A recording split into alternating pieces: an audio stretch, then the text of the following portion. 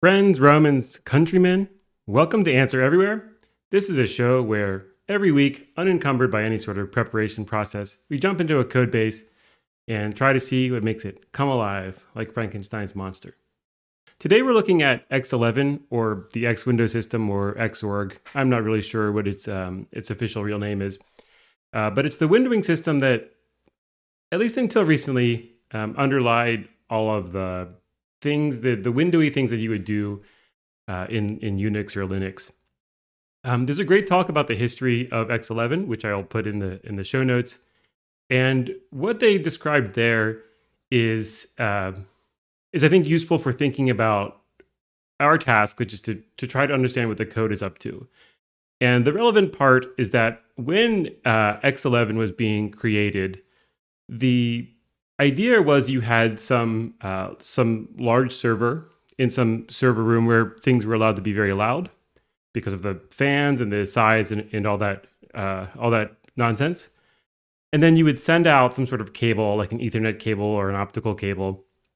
And the big server that was far away would render all of your Windows stuff. And Windows stuff at the time was largely things like you wanted to have multiple terminal emulators open. And so from that perspective, the design of X11, I think we can have a few expectations about it. And I think those expectations will be aligned with what's really going on. And the expectations are that, well, at least, first of all, the server client architecture makes a whole lot of sense with that in mind, that the client is supposed to be something more like a thin client. The client has much less processing power than the server. And so all of the server should handle all of the heavy lifting, figuring out where to draw things, doing the computations, the geometry required to handle all of that stuff, talk to the kernel. That should all be happening on the server side.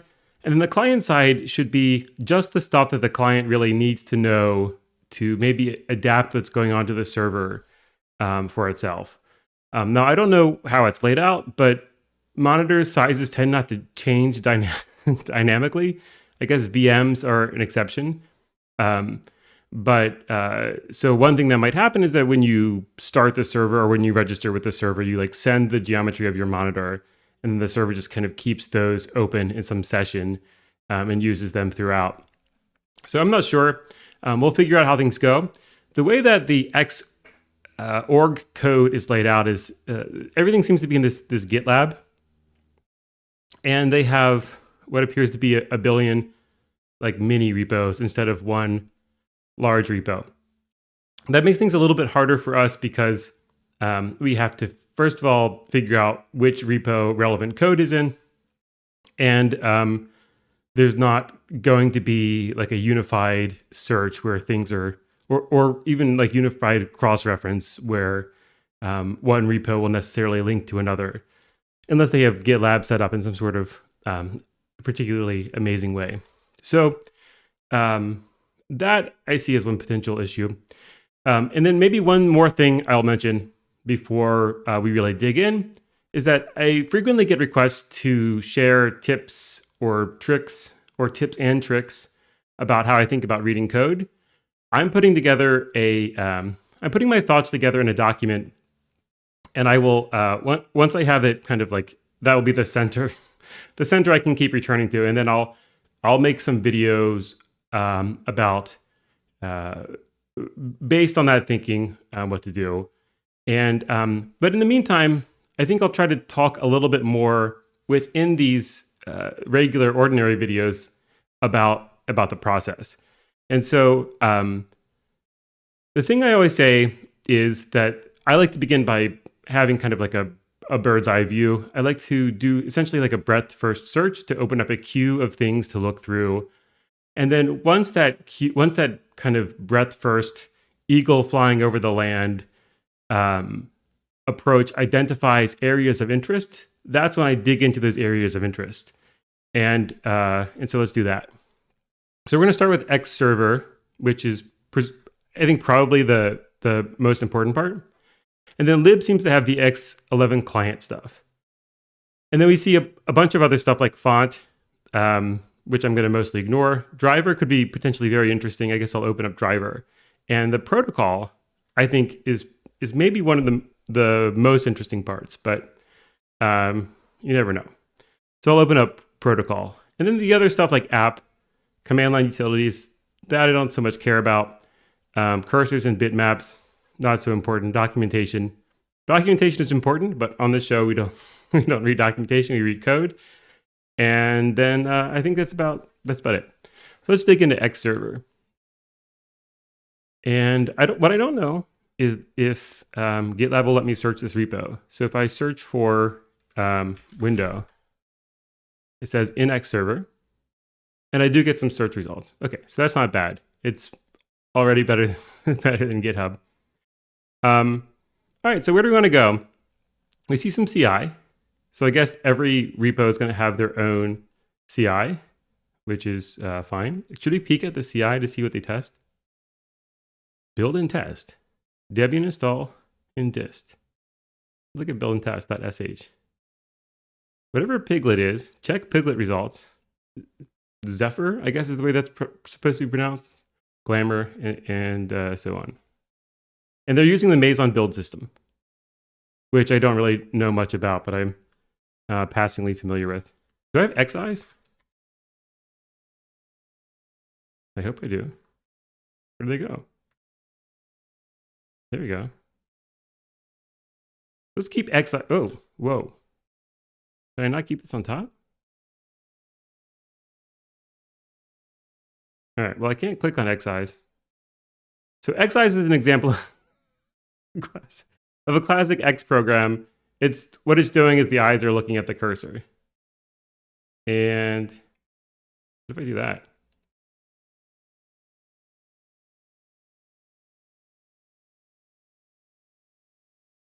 All right. So that's XEyes. And maybe XEyes is in here. Is XEyes in here? Maybe in lib?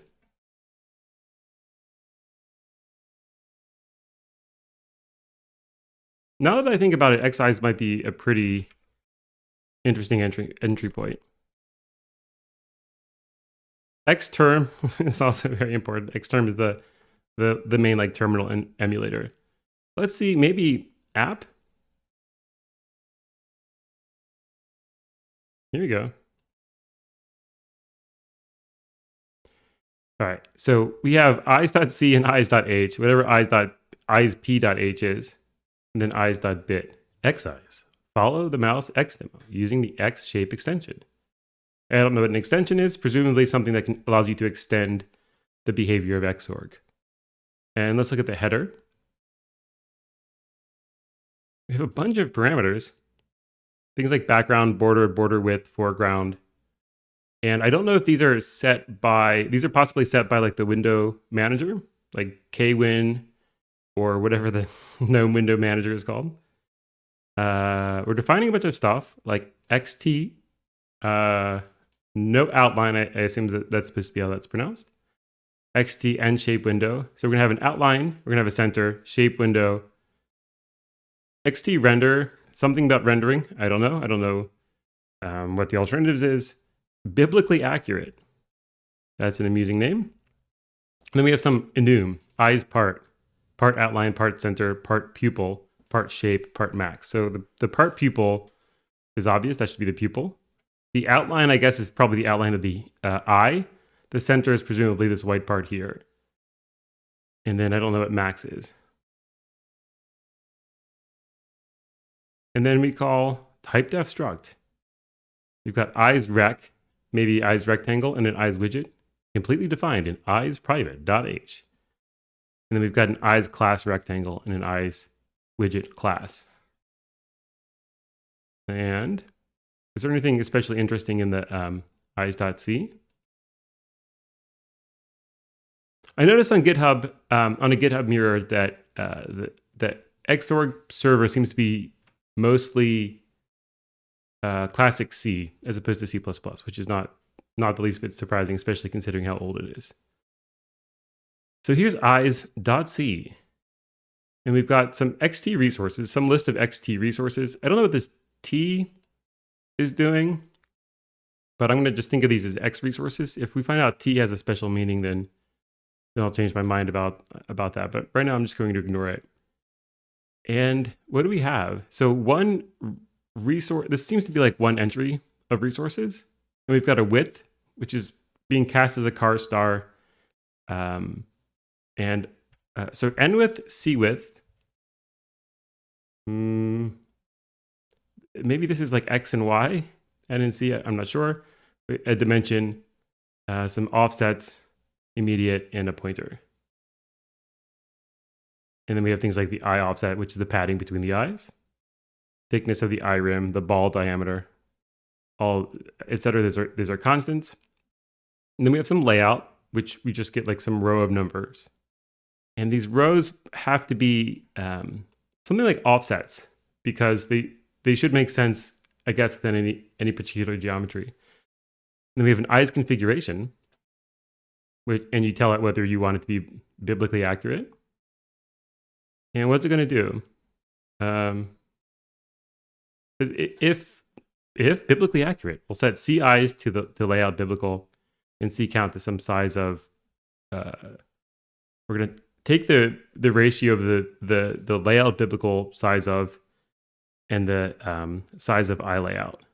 So these should be essentially how big are the pointers, and then somehow we get a count from there. And then we're going to do some computations. And I guess that's a little bit enough to see how X is used. So let's move along and take a look at the server. So the server, we have X Xed, maybe X exterior. Hey, there's X eyes. I don't know why it wasn't popping up before. Maybe it will stick with us now. We've got composite config damage Xed, DBE. I don't know, maybe some sort of debugger. Documentation, dry 3. I'm not sure. That vaguely rings a bell. I don't really remember it.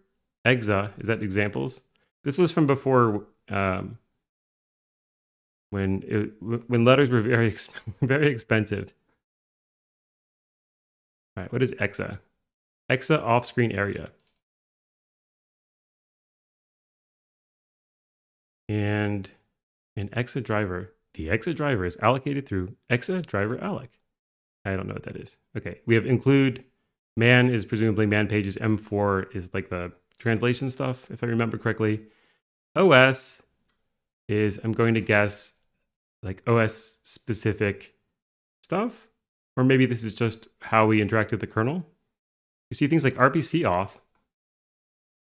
I definitely want to take a look at RPC auth. MIT auth.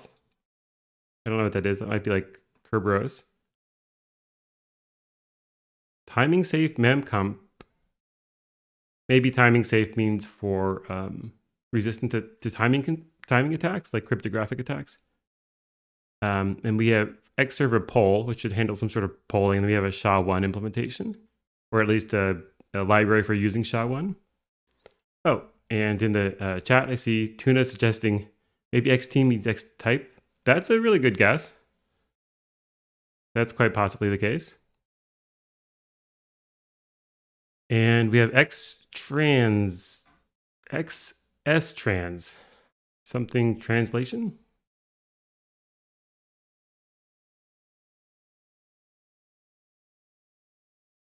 Oh, X-trans, I think, is some sort of program.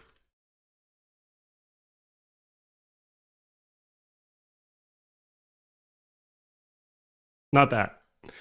Here we go. Not SourceForge. Do I get a Wikipedia link?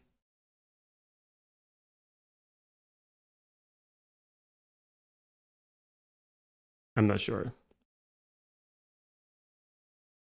Okay. Right. Here's Xserver poll. Let me see if, before we go in here, these are all from OS. Present? I have no idea what present would be. Rand-R. I'm familiar with like xrand-r, which I think does things like turns Windows sideways. What is that star for staring at my cursor? That is X-eyes. Which is an X demo for looking at things. We just looked a little bit at the X-eyes code. Xrand-r, I'm hoping I can Google without. All right. So it's an official configuration utility to the Randar, resize and rotate. Okay. Resize and rotate, abbreviated Randar, but Randar really sounds like it should be something random, doesn't it? I think so. Anything. I think so anyway. So we have tests. I'm mildly curious about tests, but we're not going to spend too much time, I think, in there. X fixes. XKB should probably be some keyboard stuff. Record. I don't know what record is doing, or it could be record. And then things like MI and MIXed. You never know with these like little 2-word things. GLX, I think, is important. Let's just open all of these and plan to close them aggressively. FB could be frame buffer. I still don't know what EXA is or DRI3 or DIX. Config, composite, and then here's XI. Maybe we can open up ChatGPT. Let's have a search engine versus ChatGPT blowout. So DRI3 is direct rendering infrastructure. It's the framework comprising the modern Linux graphics stack, which allows unprivileged user space programs, that's me, to issue commands to the graphics hardware without conflicting with other programs. Okay, so this is important. So the kernel is like the police. I guess it makes sure that on my computer, there's basically just one user, and it's me. But in like maybe like a university setting or like a computer lab, you could have a bunch of people able to log into a computer. Multiple people might be logged in simultaneously, in fact, and they might hate each other. So they might try to do things that that conflict with each other or that attack each other. And it sounds like direct rendering infrastructure is a way to allow user space programs, so that you don't need to be administrator essentially, to talk to the graphics hardware, which normally to talk to hardware you have to have privilege without conflicts. I have no idea how it works, but that seems to be what this is saying. The main use of DRI is to provide hardware acceleration for the Mesa implementation of OpenGL. Mesa is a thing that I've heard of and has caused problems on my computer before. It sounds like Mesa is just an implementation of OpenGL, but let's look at that as well. Mesa 3D is an open source implementation of OpenGL, Vulkan, and other graphics API specifications. Okay, so OpenGL and Vulkan are the specifications. Mesa is some particular implementation. DRI implementation is scattered through the X server and is associated with client libraries, Mesa 3D, and Direct Managing Renderer. We get an overview. Is this worth looking at? In the classic X Windows system, the X server is the only process with exclusive access to the graphics hardware, and therefore the one which does the actual rendering on the frame buffer. So the frame buffer, as I understand it, is essentially some like representation of memory, kind of like a virtual version of your monitor, let's say, and you render everything to that, and then typically you have some other buffer that's what's being displayed, and then you swap them atomically to do an update, I think is how it goes, but we'll take a look at that. And so X is going to render directly to the frame buffer, and since it's doing the rendering, it's really the only thing that needs to talk to the graphics hardware. All that X clients do is communicate with the X server to dispatch rendering commands. Okay. So the client knows that it needs to render something or some such, and it will send essentially an RPC. I think literally an RPC, because we saw some RPC stuff in the files, which we'll get to. And so it's going to send some RPC to the server. The server is going to take those commands, presumably do some sort of policing and not just render everything willy-nilly. But that is how this is describing how it works. Those commands are hardware independent, meaning that the X11 protocol provides an API that abstracts the graphics device so that X clients don't need to know or worry about the specifics of the underlying hardware. Yeah, okay. So like when you're coding up a client in X11, you don't have to make different choices for every piece of hardware. That's the server's job in some sense, or the driver's job. Any hardware-specific code lives in the device-dependent X, the part of the X server that manages each type of video card or graphics adapter. So, and then with 3D rendering, this is changing. 3D graphics, so they generate lots of commands. That's not surprising, all of which must be dispatched to the X server for rendering. And then so the number of IPCs, or basically the same thing as RPCs, the amount of messages that have to be passed to do this is increased. And so we have some sort of workaround, it sounds like. This says X client should have direct access to the graphics hardware rather than relying on a third-party process to do so. Okay, and so that sounds like chaos. And then the direct rendering infrastructure is allowing any X client to perform a 3D rendering using this direct rendering approach. Okay. You can also use it to implement 2D if you want to, but apparently no one has done that. And so that was informative. Okay, so that's DRI 3. What else do we have? DIX, EXA, FB should be frame buffer. Glamour, GLX I think should be pretty quick. Let's take a look at GLX. That should be in here. OpenGL extension for the X Windows system is an extension of the X Windows system core, providing an interface between OpenGL and the X window. So it's some interface with OpenGL. Let's see if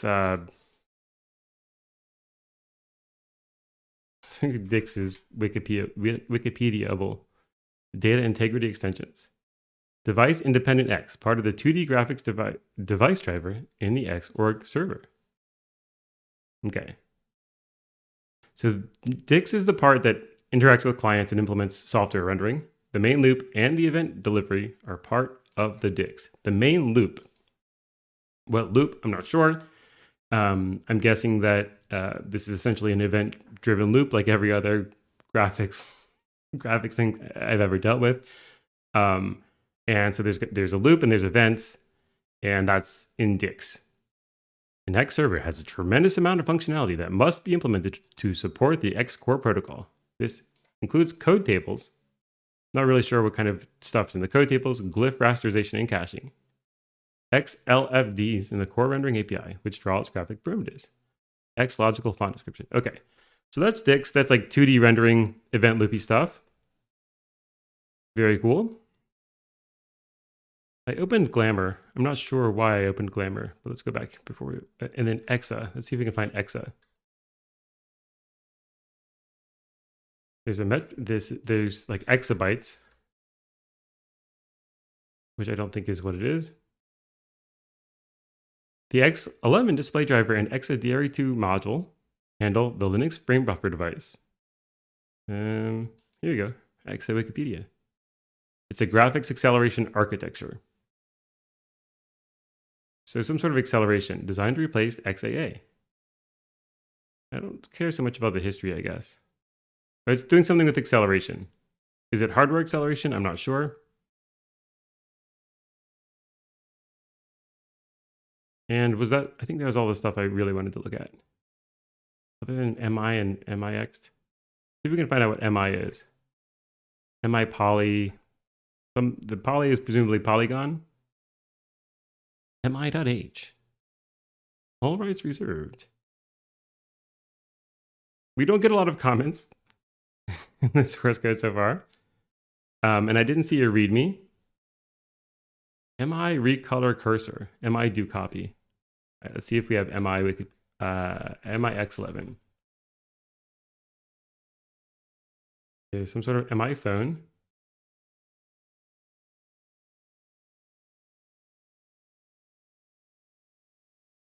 I'm not sure. Minimal? Maybe it's support for the phone? Myth poly. Let's see if we can find something like Googleable in this directory. MIpointer.h.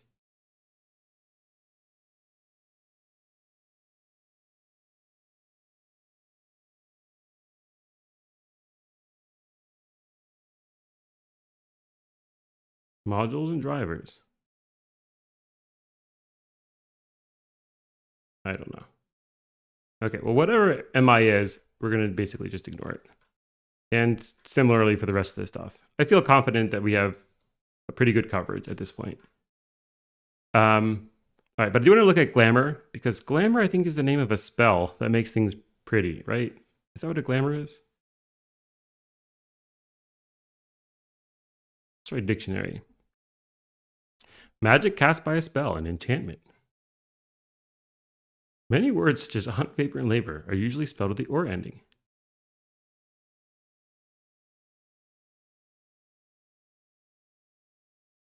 How glamour magic works. This is informative. They're fascinating and often misunderstood form of witchcraft. Yeah, they are very intimidating to newer witches. I'm not a witch, but I imagine if you are, it might be intimidating. What are glamour spells? I like how they've really gotten their search engine optimization. You really have to scroll down before they tell you what a glamour spell is. It changes how you are perceived by other people. So I assume that this is something about changing the appearance, but let's see.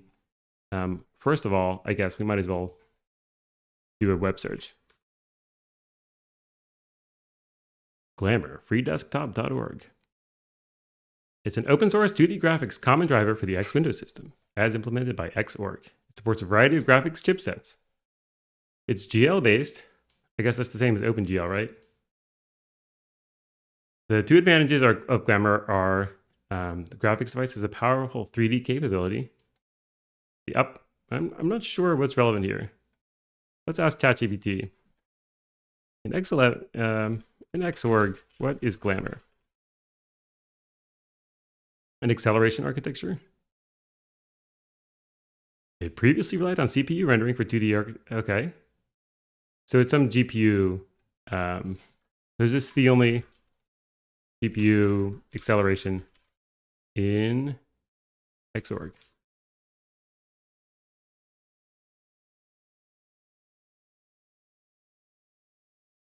Okay, 3D acceleration is handled by DRA. And Glamour is just 2D accelerations. Got it. Well, I think we're going to look at DRI. So I'm going to assume that Glamour is going to be somewhat redundant with that. Tests. We have a fair number of tests. Though some automake abuse, we link the test programs with the same static libraries as the Xorg binary. We've got things like touch, tests. Let's look at touch.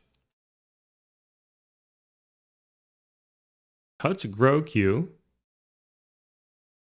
And why do we need a queue? I'm not sure. Device int rec dev. So I guess some rectangle that for the device, or maybe that's where the touch is going to happen.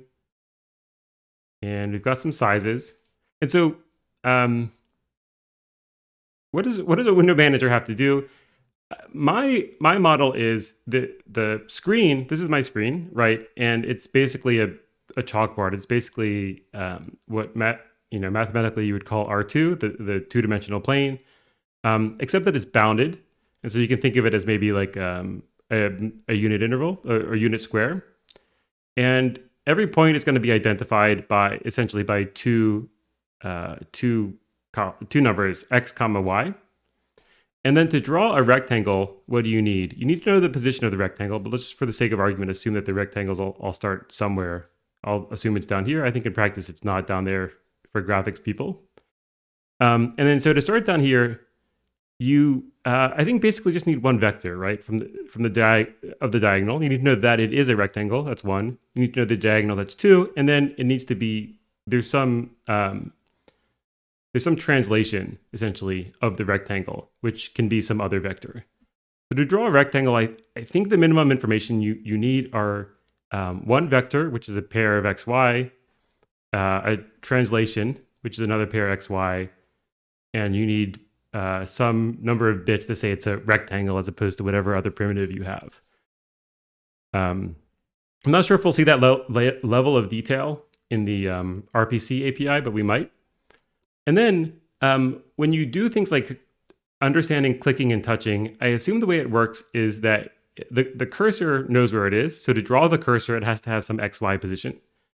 And then when you click, the windowing system, either Xorg or the layer above it, needs to know like which rectangle essentially is underneath your mouse. And in particular, like if there's some part of that rectangle, like this little menu, this 3-dot menu here, then it needs to find out which thing is even, which sub part of the rectangle is under your mouse, and so on and so forth. And I think that what touch has to do is essentially do that for touch displays, I'm assuming. And so we're going to have some rectangle that is the thing that's being touched. And we're going to have things like size computations, because we need to take some XY coordinates and possibly move them from, for example, the coordinate system that describes the entire screen into possibly the coordinate system that describes like a particular window in that screen, and so on and so forth. And so I'm just trying to pull out different things that I might recognize given that sort of framework or approach. So we have some devices. The device seems to have a name and an identifier. Whatever evaluator is, it has 5 axes. I have no idea what that means. And it has some number of touches. And I'm not sure what we're calicking. We're somehow getting last touches. And for all of the things, what is size? Size is number of touches. For all of the number of touches, we're going to set the last touches at I to be active. We're going to set the DDX ID to be the same index as the index of the touch we are, I guess. And we're going to set the client ID to I times 2. Why? I have no idea, but that seems to be what we're doing. Okay. All right. So that's test. I don't know what's going on, but we're going to plow ahead. Okay. So now we're in XKB, which I think I guessed was probably some sort of keyboard input. Let's look at XKB events. Xsend legacy map notify. I don't want legacy. Xsend new keyboard notify. Okay, yeah, keyboard. So whatever new keyboard notify is doing, possibly it's notifying you that a new keyboard has been plugged in. You're going to have a device int pointer, which I guess is like a pointer to the device. Maybe I'm not sure how it resolves to a pointer. Like in Unix, I'm used to devices having some place in the file system, but seems to be some identifier for a keyboard, and then some pointer, whatever pnkn x new keyboard notify. I don't know if this is like responsible for notifying other people or if it's some sort of notification configuration. We're gonna get the time. We're gonna whatever card 16 is, I guess cardinal 16. Who knows? We're going to check whether the notification thing changed. And then we're going to set the type of the keyboard notify to the sum of the XKB event code and XKB event base. Why and where does XKB event code come from? I'm not sure. And we'll set the XKB type to XKB new keyboard notify, which I think is the same type as this, right? Is this literally the same type? Whoa. Yeah. Okay. Can I highlight all? All right. Why are we doing that? I have no idea. And then we're going to look over the clients and check if for each index, we're going to check if the clients, I guess, don't exist, maybe like a null pointer, or if the state is, or if they're not running, they're not in a running state, we're just going to ignore them. And then we're going to check, again, for each client, we're going to check, we're going to AND some notify mask with changed, and changed is coming from this input here, the pointer input. And if the thing hasn't changed, we just ignore essentially that what is it, device, that client. And then if we're down here, I guess the thing has changed. We get a sequence, possibly like a sequence number. Yeah, a sequence number from the client, and set the pnkn to that sequence number. We set its time, set that it has changed, which I thought we got from this anyway. So it seems like we set changed from here, and then we reset the thing that we got changed from. Why? I'm sure maybe the variable got reset in the meantime by some other process. And then we checked if things are swapped. And then we write to a client. And we write to the client at index I for some size, presumably the size of some X event. And the particular X event is probably this PNKN, the new keyboard notification. And so I guess that must be telling the client that a new keyboard has been materialized in some sense. And then the last thing we do is if we've changed, which I thought, okay, yeah. So if we've changed, we're going to AND the changed variable with the X key codes mask. And then we're going to set whatever, like min, I guess, key code and max key code based on the notification. And then we, I guess, send the legacy notify, I guess, just in case you support legacy, presumably. All right. We also have the XKB send state notify, which should be more notification. What is this? Interest. We get interest from XKB interest. I don't know what that is. I guess this is probably registering that you're like subscribing to something. I'm not sure. I'm going to ask ChatGPT, give me the lowdown of the X11 notification system, but make it jolly. I guess it interpreted it as pirate lingo. Oh, hey there, matey. Let me give you the lowdown of the X11 system with a sprinkle of jolliness. Yeah? Okay, make it more technical. So it uses libnotify. Dbus? Does it really use dbus? Let's look this up. I can't see what I'm typing, but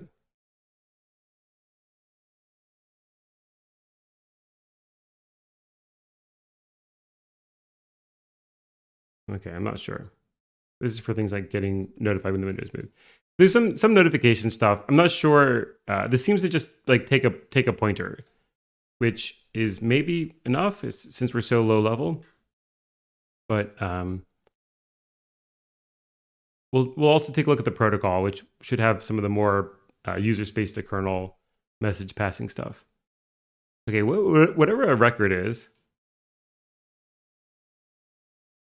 we're checking if we have DIX configured. You're including protocol versions.h.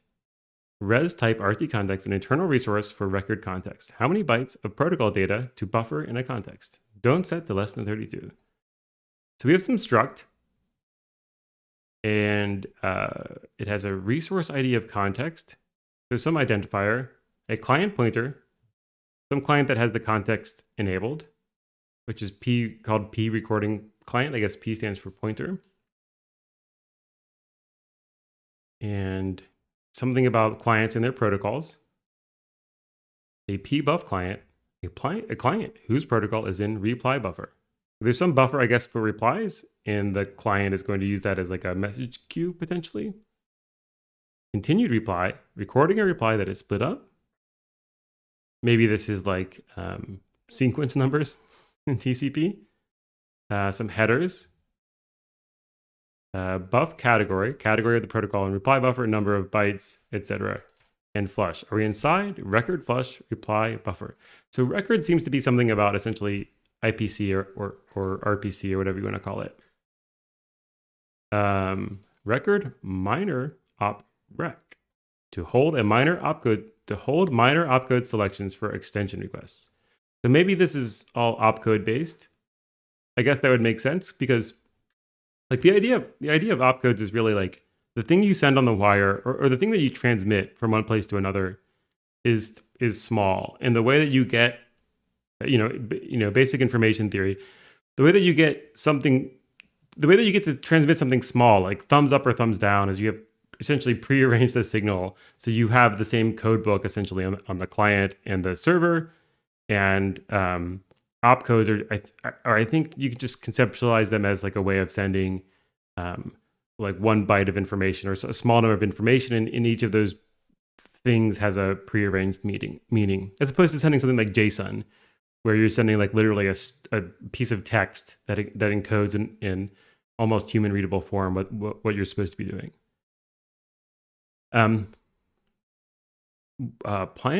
Clients and protocol rec, nicknamed RCAP, holds all the client and protocol selections passed in a single create context or register clients. So I think just like something like TCP, the client and the server need to agree on like maybe what version of the protocol they're using, and there's some sort of create context, I guess, or registration process by which the client lets the server know how it needs to be talked to. And this seems to be stuff for that. Context that owns the RCAP, request to record, extension requests to record, etc.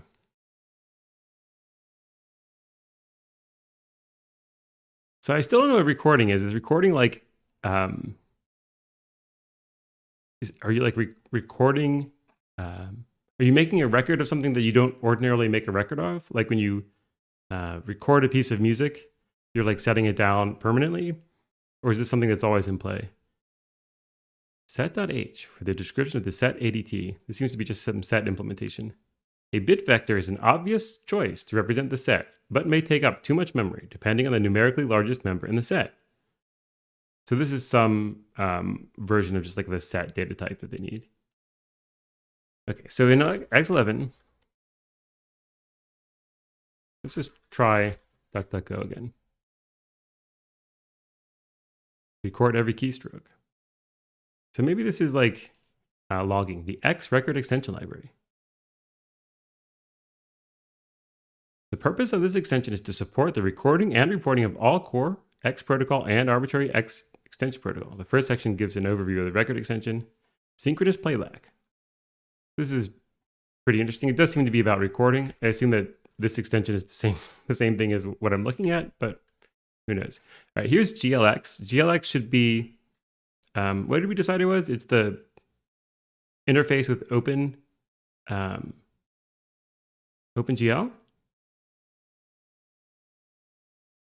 And this is going to be exciting and interesting, but it also might be long. Let me see if I can find a nice entry point.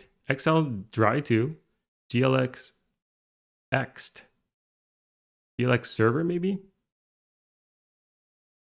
We're including a bunch of stuff, including X11, X.H. I don't think we've seen X.H yet, X.proto. These are all commands. These are all things that I want. So let's see if we can find those. And dict struct and pix mapster and GL stuff. And what do we do? We've got some client stage stuff. Dispatch renderer proc pointer. So I guess we have things like GL byte. GL must define its own kind of like common types so that everyone's on the same page.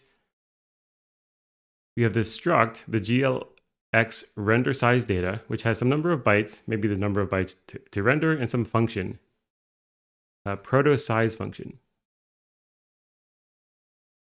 Static X inline. I'm not sure. I'm not really sure what we're doing. Some inline stuff. Okay. Safe multiplication, safe pad. And these are just implementations of those things. So that was not the most exciting. Indirect program, indirect dispatch. Lots of externs that of these GLX things. Wow. What on earth? Is it just all definitions? It seems to be just like importing the definitions of GLX stuff. Indirect table, single to size, swap interval. Render to swap. Yeah, I don't know. I'm going to move on from here and maybe come back to it if we find that it's especially exciting. But I grabbed these names. Hopefully they're still in my thing. X.h. I want X.h.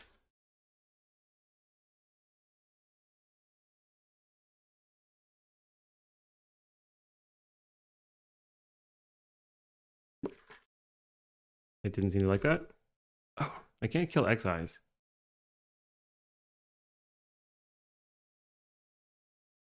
Here we go. It's in the Xorg proto. I had a feeling this proto directory was going to be the place to be, but let's check it out. All right, here's X.h. We are on protocol number 11, which is not surprising because we're in X11.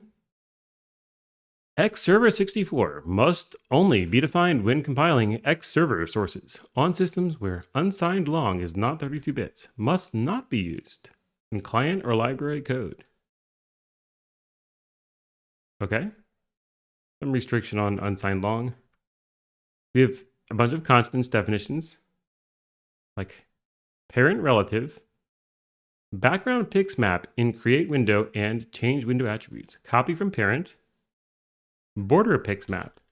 So I guess some of this stuff like you want to copy something from the parent window, which makes sense. And I guess this is like some option you pass into something, a pointer window, destination window in send event, input focus, pointer root. What is pointer root? Where'd it go? Did I scroll past it? No, it's down here. The pointer root is the focus window in set input focus. Any property type. Any key. So this is like an any type for get property. Any key is like an any type for grab key, I guess. Any button. All temporary. Current time. It's a special time. It is a special time. The current time is always a special time. That's one of the messages of Buddhism, I think. And then event definitions. These are events. They're all defined. In other languages, these would basically be some enum. No event mask. So these are all they're done as masks, and no event is the zero. Essentially, the zero enum. I'm going to think of them as enum, but the events are things that you might expect. Like you press a key, you release a key, you press a button, and I don't know if a button means like you click on a software button or you press a hardware button of some sort. But I'm gonna assume it's like a software button. Otherwise, it would probably be like a key. So like what I'm thinking is like, let's say you have a MIDI control device or you have some hardware device for like editing video. There are things you can plug into a computer that have buttons that interface with the UI with X in some sense. And what I don't know is if all of those things are considered keyboard presses or if they have some other status. I'm going to just assume they're all keyboards unless I hear otherwise. Enter window, leave window. I'm not sure what that is. Maybe when your mouse or some other pointer enters and leaves. Button 1, motion. Button 2, button 3, key map, state mask. Not sure. Exposure mask. Visibility change. Structure notify. I don't know what that is. Resize, redirect. Resize makes sense. I don't know what redirect means in this context. It could mean a few different things. Focus changed, property changed. So all the sorts of events you would expect from a windowing system with some others whose meaning I don't know yet. And then we have more event names used in the type field in X event structures. So how's this different from what came above? Input event masks versus event names. Okay, so I guess the masks are different from the events. I'm not sure exactly how. These seem to be used in the X event structure. Things like motion notify, enter, leave, focus in, focus out, destroy, unmap. A lot of these are notifications. Circulate notify. What does that mean? I don't know. Something is circulating. You can request something to circulate. Selections, clearing selection, notifying, color map. Okay, cool. This seems like a good entry point. More masks, more masks. It might be masks all the way down. Visibility, unobscured. I guess that's like uncovering a window, maybe. Oh, okay. Circulation is, I think, like Alt-Tab behavior, right? So maybe my windows are circulating when I do this. And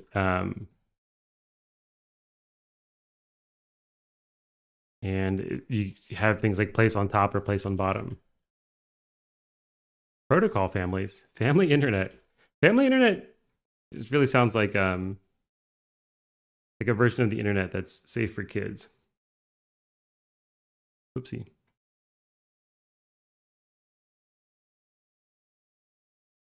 All right. Okay, so we have family chaos, family internet 6. All right. I have no idea what family chaos is. Grab pointer, some pointer stuff. Grab success, already grabbed. Grab invalid time. Grab frozen. Async pointers. Yeah, lots and lots of enums, essentially, or defines. We have different window attributes. Create window, back pixmap, back pixel. Window gravity.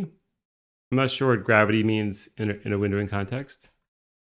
Let's ask the internet. Window gravity.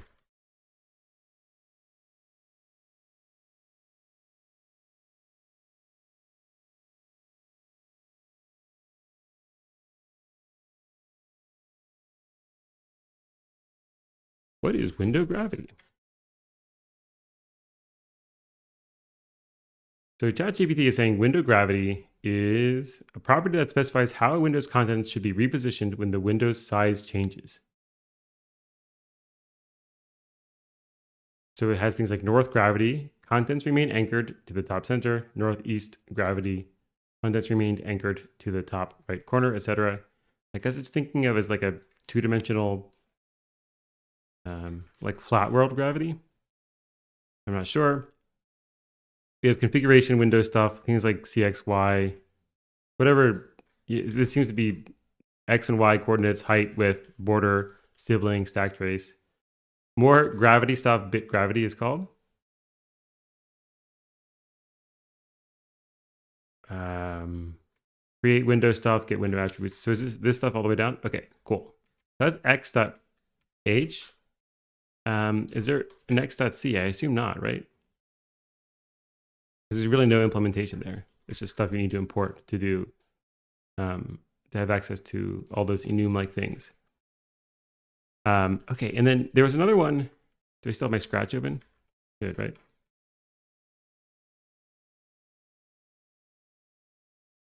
xproto.h. What if I just, yeah, okay. Definitions of the X window system used by server and C bindings. This packet construction scheme makes the following assumptions. The compiler is able to generate code which addresses 1 and 2 byte quantities. In the worst case, this would be done with bit fields. Okay, you can address 1 or 2 byte quantities.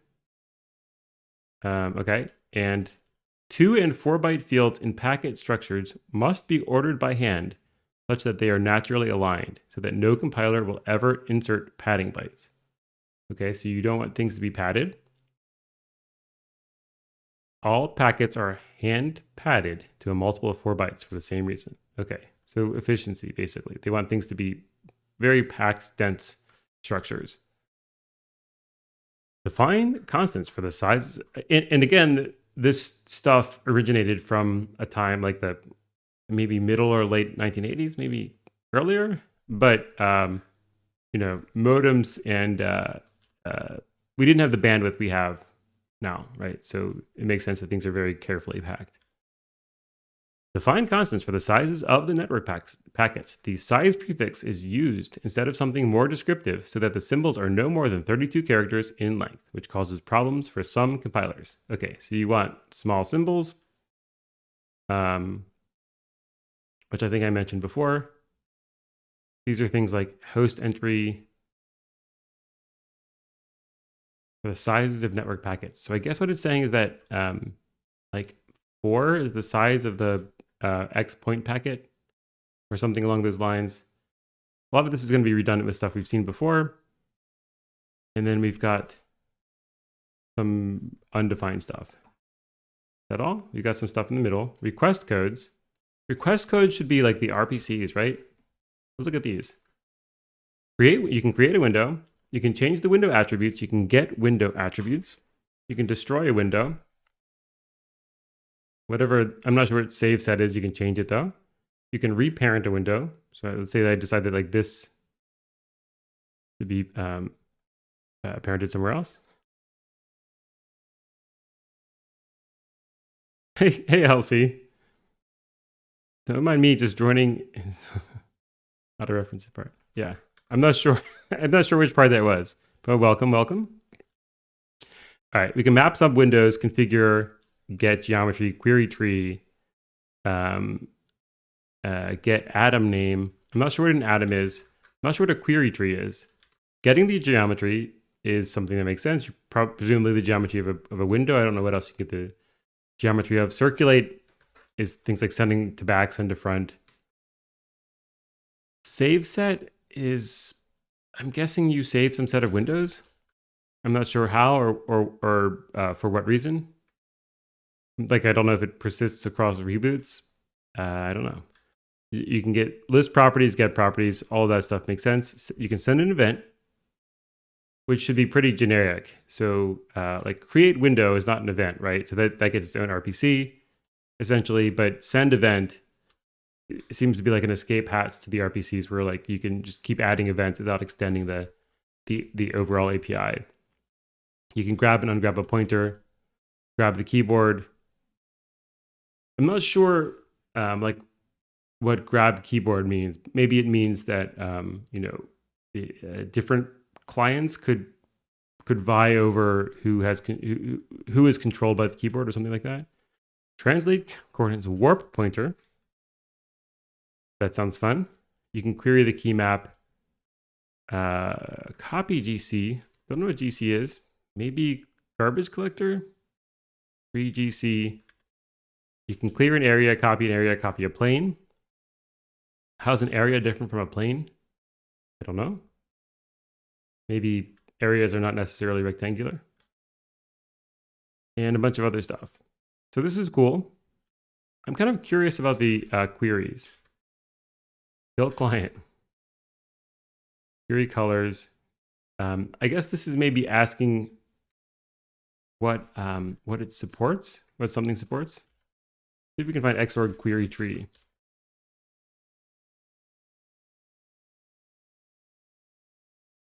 No, that's a different query tree.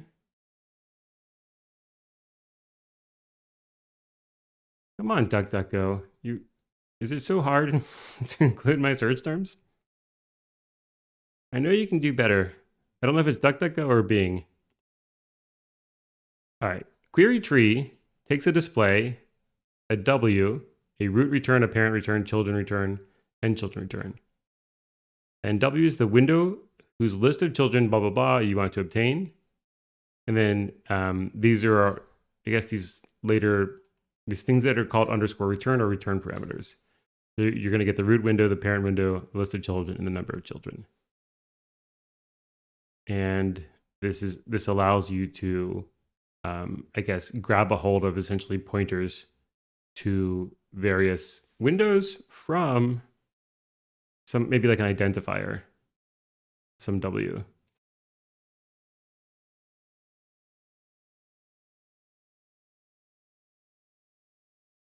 Huh. YouTube blocks X. Is that so? Can I just type X? Maybe I can type it, but other people can't. I'm not sure. Okay. So this is the X proto. And then what else do we have? We've got a bunch of structs. Are these like messages? Let's go to the top of the structs here. More structs.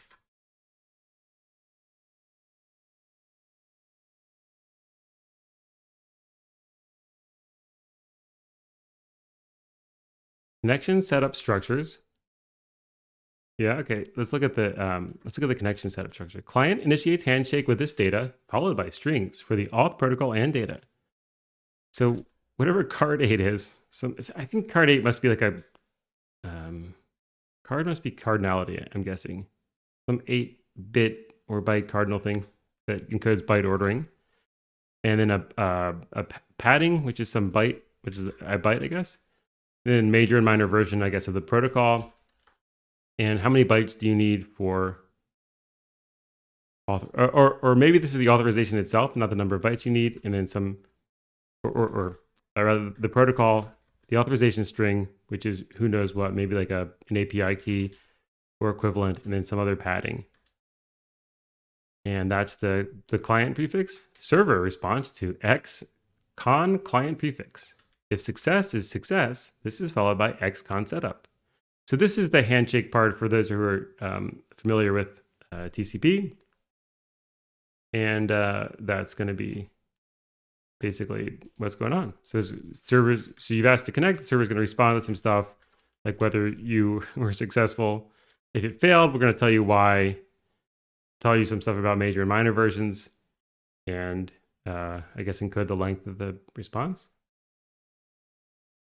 And then whatever this is, it doesn't tell us what this struct is for, but it says things about releasing RID base, RID mask, num roots, bitmap scanline unit. I'm not sure. It does tell us. So here's the xcon setup. I guess this is maybe sent by the client to tell it about the configuration of maybe this is like hardware parameter stuff. Motion buffer size and bytes vendor, number of bytes in the vendor string. Yeah, so this seems to be like here's how to address my here's not necessarily address the display hardware itself, but like enough information for X server to kind of model the hardware, as I assume what's going on there. We have some xpixmap format, which has things like the depth, bits per pixel, which I guess would vary depending on whether your pixels are like monochrome or color or LCD or whatever. Some padding. We have window root, which has a depth. I'm not sure what depth is. Some padding and visuals. The number of X visual type structures following, more padding, and that's depth. We have visual type, which has a C class. Oops. I'm not sure what the C class stuff is, but and maybe you're just sending along the class that of the thing you're drawing, like possibly like a rectangle or a circle or whatever, and then how many bits per red, green, blue, etc. What is this thing? X window root, and the window root has a window ID, a color map, white and black pixels, current input max, some width, some height, whatever the max and min installed maps, root visual ID, I don't know what that is, a backing store. I'm not sure what a backing store is either, a root depth, and the number of X depth structures following. I don't know what an X depth structure is, but I'm sure we will see it. And here are structure definitions. Maybe these are the X depth structures. We have things like X time coordinates, host entry, character info, left and right side bearing. I don't know if that means like languages that read from left to right or vice versa. I'm not sure. Some font properties, text elements, color items. What is a color item? It's got pixel, whether it's red, green, or blue, and some flags. Is this like a single pixel? I don't think that can be right. They send one struct per pixel. Let me look this up.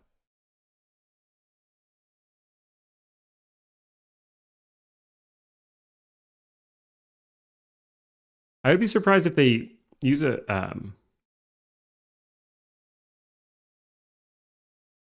what's it called? X color item.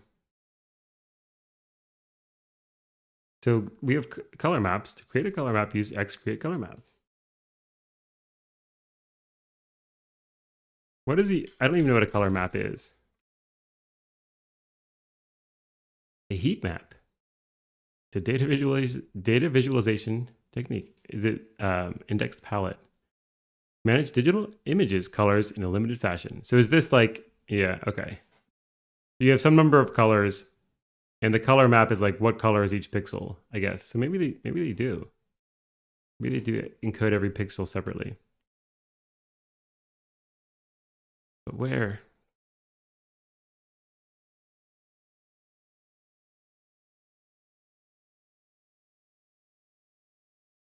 All right. They just give up on DuckDuckGo? I guess I should. Nothing. You're not even gonna try? Oh, well, first of all, I searched for the wrong thing. So that can't help it. X color item. Okay.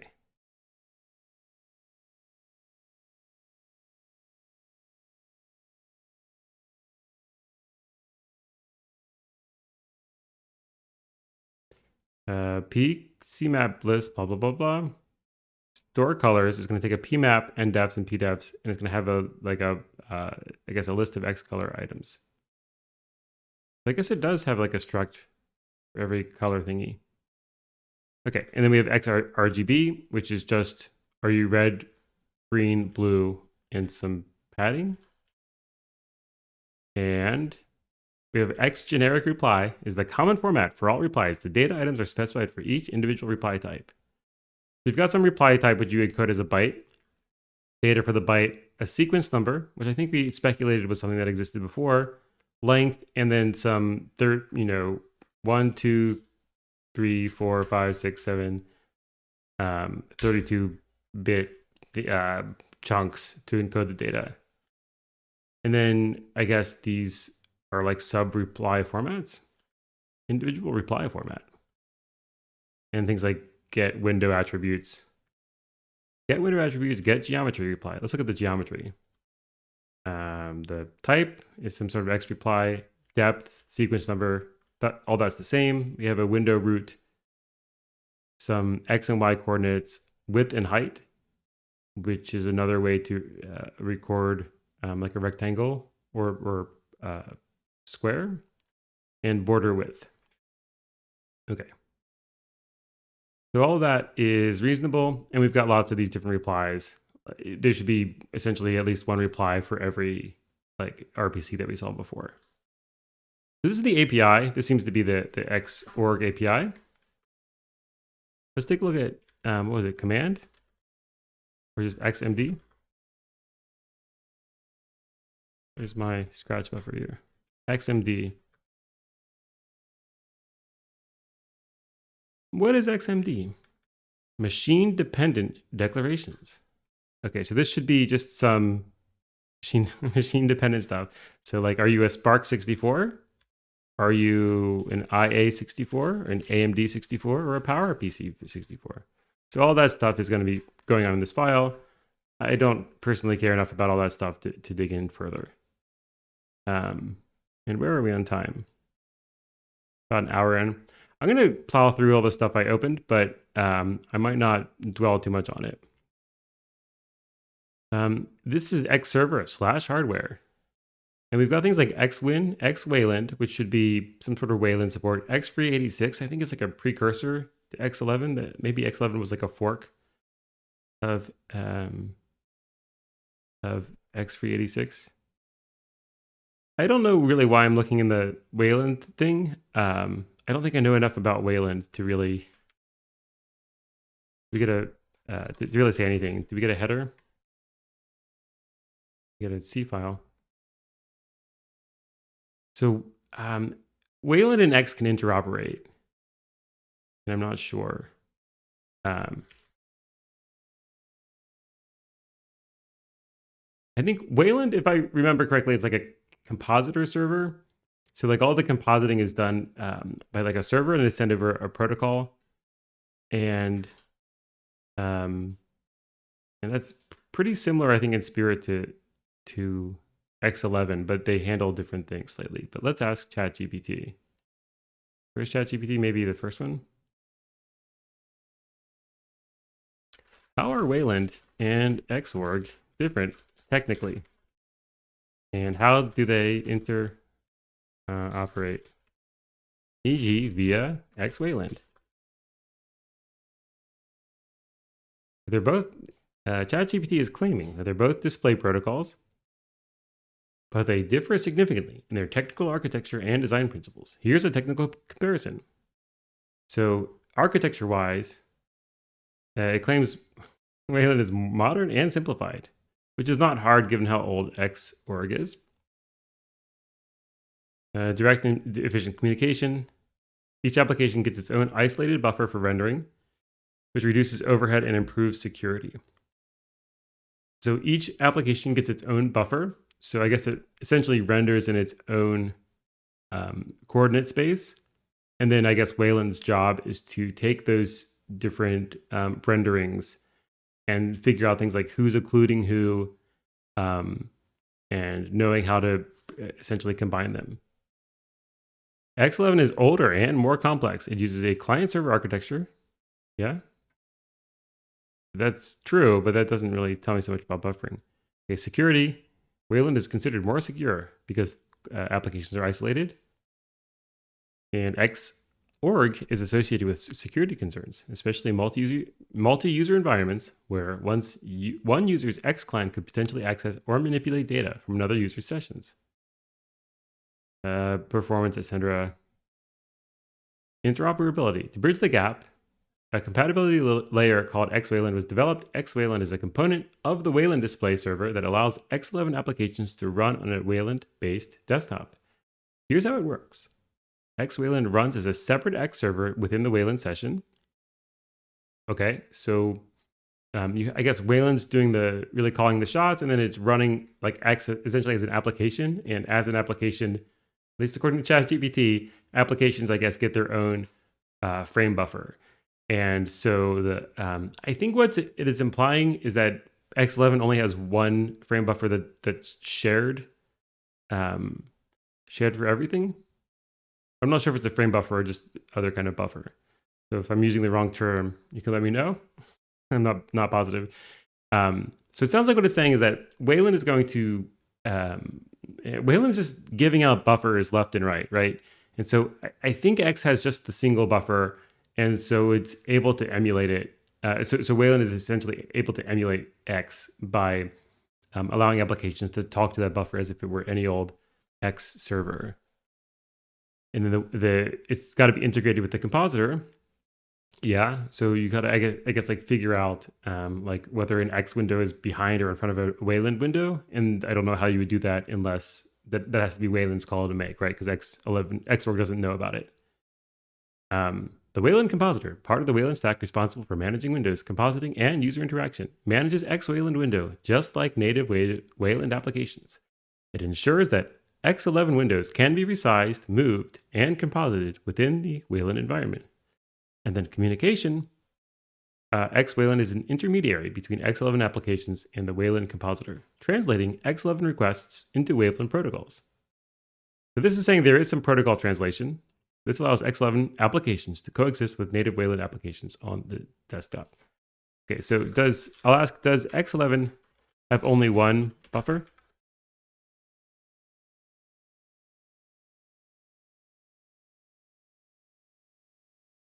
No. X11 does not have only one buffer. It is flexible and extensible. Buffers are often referred to as pixmaps or backing store. Okay, so that's what backing store is, I guess.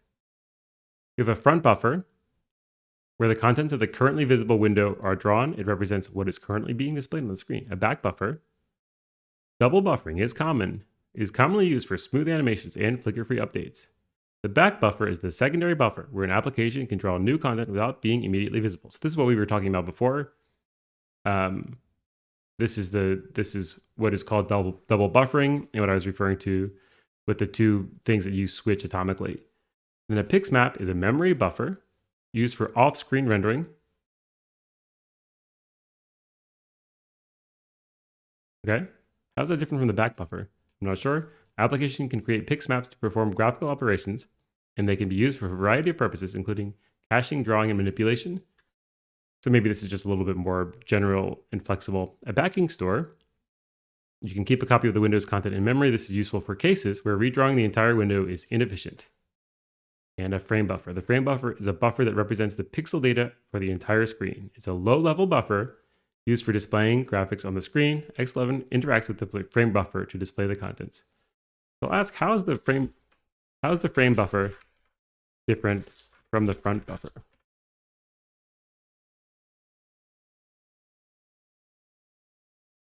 So they serve different purposes. Well, yeah. Okay. The front buffer is used for double buffering. It's the buffer that is currently displayed on the screen. So maybe it's just like a virtual copy of the frame buffer. It's responsible for the immediate visual output of the screen. It is the visible surface that the users interact with. The frame buffer is a lower level concept associated with the hardware's memory used for storing pixel data. The frame buffer is a full screen, low level memory buffer that represents the entire pixel display. Did it just say that this, okay, contains pixel values for every pixel on the screen? I'm not sure I understand what it's really getting at, but maybe it's not worth digging into too much, because you never know whether ChatGPT is even telling the truth.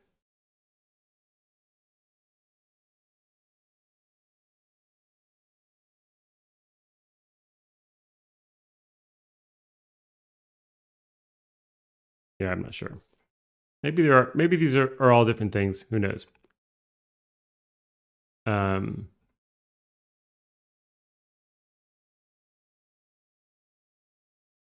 But I'm going to guess that Wayland, it seems to be implying that Wayland has more buffers in general.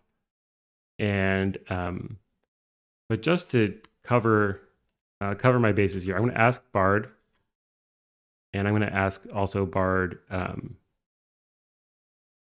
whether X has only one buffer. And Bard's going to think for a long time. They give very similar answers, almost word for word. So Xorg uses a monolithic architecture with a single X server process that handles all the tasks involved in managing the GUI. Wayland uses a client-server architecture, which X also does, with a separate process for each different GUI component. Okay. How many buffers does Xorg X11 have?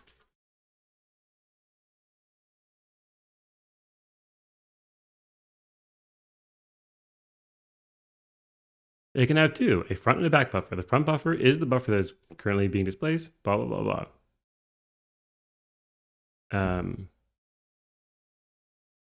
It also has a copy buffer, a select buffer, and a primary buffer. I'll ask, what's the difference? What's the difference between the front buffer and the frame buffer?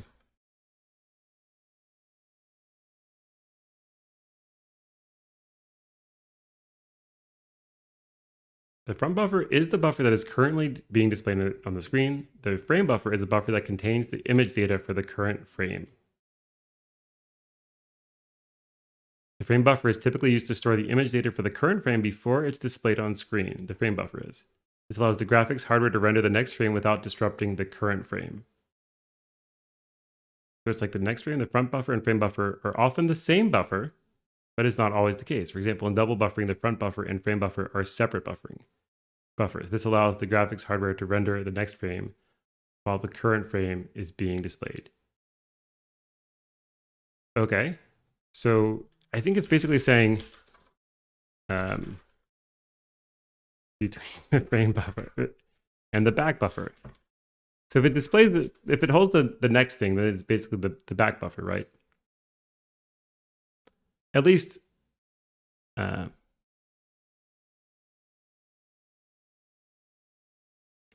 it's saying that they're different. The frame buffer is stuff that's displayed on the screen. I'm not sure. So it has frame.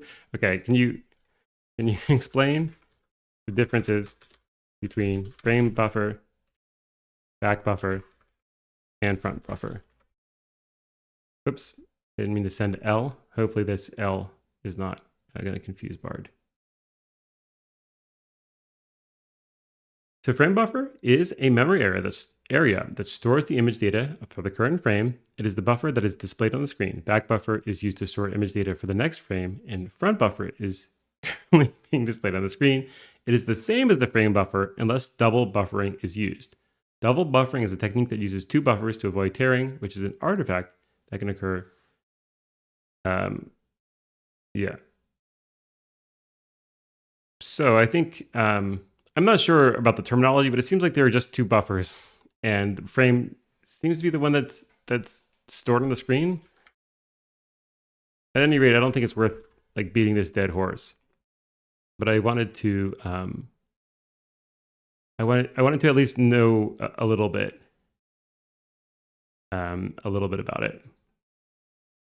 And then what was my other question? I'll ask, does Wayland have more buffers than X11? So Tuna is saying, I remember that QEMU had a frame buffer device that you could just configure and write into like it was a 2D array, and it would be displayed on the virtual GPU.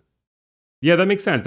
That's how I think a frame buffer works in general. Maybe the distinction is that the frame buffer is maybe the two buffers are like typically holding the same data. Like maybe you copy from one of the double buffering buffers into the frame buffer, and whatever's written to the frame buffer is just literally what's on screen. And maybe the distinction is just there's a copying operation. But yeah, what you're saying makes sense. And then Tuna is also saying the lowest level 2D array that GPU is, yeah, I think that makes sense. And the front and back buffers are used by the driver applications. I think that sounds, overall, that sounds right. I'm not sure. The AI seems to have trouble articulating exactly that. I think that's what ChatGPT was kind of trying to say. But they both told me that the front buffer was what's on the screen.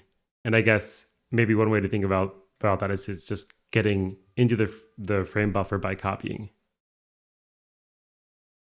So it says Wayland doesn't necessarily have more buffers than X11. The number of buffers that a display server uses depends on the configuration and application, but it's more modular, etc. It supports triple buffering. Triple buffering can reduce latency. Okay. All right. Thanks, AI agents, and thanks, Tuna. Tuna may be an AI. You're not an AI, are you? I assume you're not. Okay. Moving along. Here's MI. I don't think we ever figured out what MI was. And I don't think we're going to. But maybe Miss Crinit used this structure to propagate some information about MI screen init for MI create screen resources.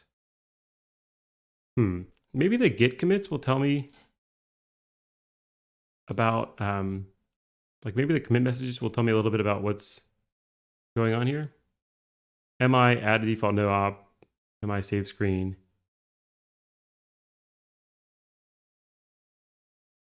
MI allocate. Yeah, I'm not sure.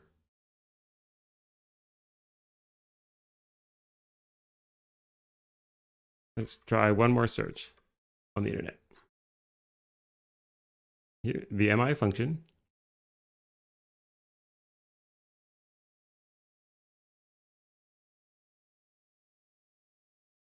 It seems like some things are MI. We have an MI layer.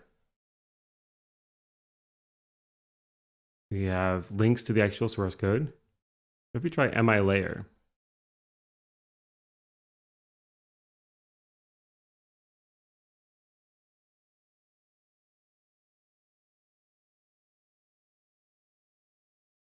All right, I don't know. The MIDC layer, MI layers. This is useful. Is this Oracle? They handle the software cursor implementations in the MI layer. All right, well, what is it? Something about software cursors, maybe? I don't know. Something input? Who knows? If you know what MI is, please let me know. Here's FB. This should probably be frame buffer, right? And you've got a screen instruction, pix maps, etc. we've got some memcopy implementation, it looks like. Why am I not getting syntax highlighting? Is this all just... I'm not sure. I guess I'm getting a little bit. Everything is this kind of gray color, though. Memcopy, read, write, memory access that makes sense. The single, this single define controls the basic size of data manipulated by the software. FB shift, I guess. Frame buffer, unit, mask, etc. FB stride. I don't know what a stride is. Lots of low-level stuff. We get MI coordinate, strip left, strip right. FB screen left. Is this like a is this taking everything on screen and like moving it, like sliding it over some of this stuff? We're going to take whatever FB screen left of xn is and OR it with something depending on the value of n. And that's like the second argument here, maybe the number of things to rotate. And we're going to call FB screen right the negative number or something, otherwise 0. Not sure. And some stuff about masking bits. Here's some macros to transparently stipple in copy mode. The expected usage is with n constant, so all of the conditional parts collapse into a minimal sequence of partial word writes. So this is all low-level stuff. We saw a little bit of similar stuff, I think, when we were looking at the source code for MAME. So MAME is a software project that emulates like old arcade games. And so that's one of the few gaming projects that we looked at where like the routines to write directly to the screen are in the same repo as like the game stuff itself, because usually you would use you would delegate all that stuff in a modern environment to something lower level, like say for example Xorg. A private field for the garbage collector, and this has things like FB bits and an XOR, BG and I think GC is garbage collector. I don't know. Okay. So this seems to be frame buffer support. Do we get the word frame buffer anywhere? Yeah, frame buffer access wrapper. We get it exactly once. That's fine. Do we get the word front buffer? Oops.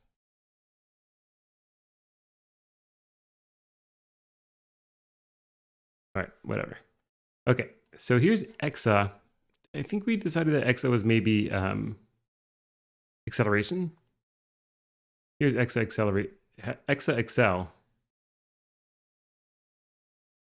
Keith Packard disclaims all blah, blah, blah. Okay. EXA fills spans. You give it a drawable pointer, GC pointer, the DDX pointer. I feel like GC must be something other than garbage collection. Maybe we can look that up.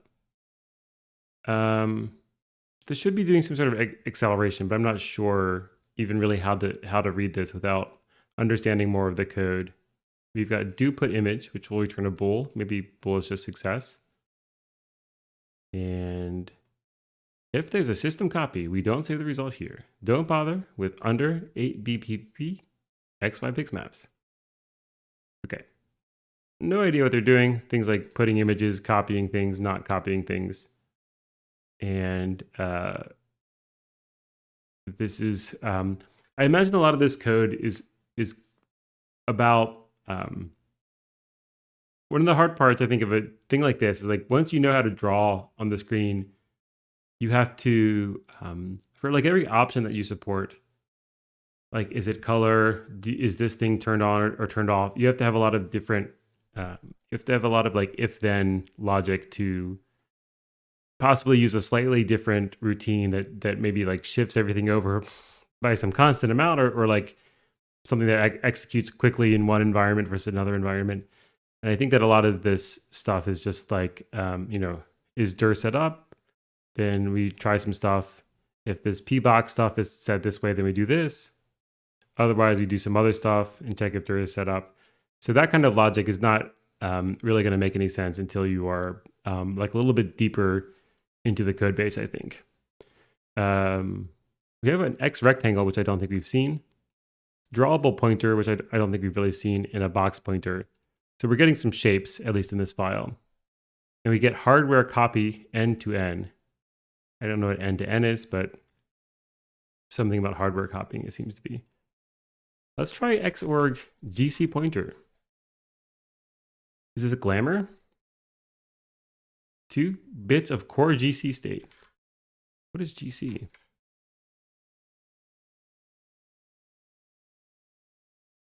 Xcreate GC.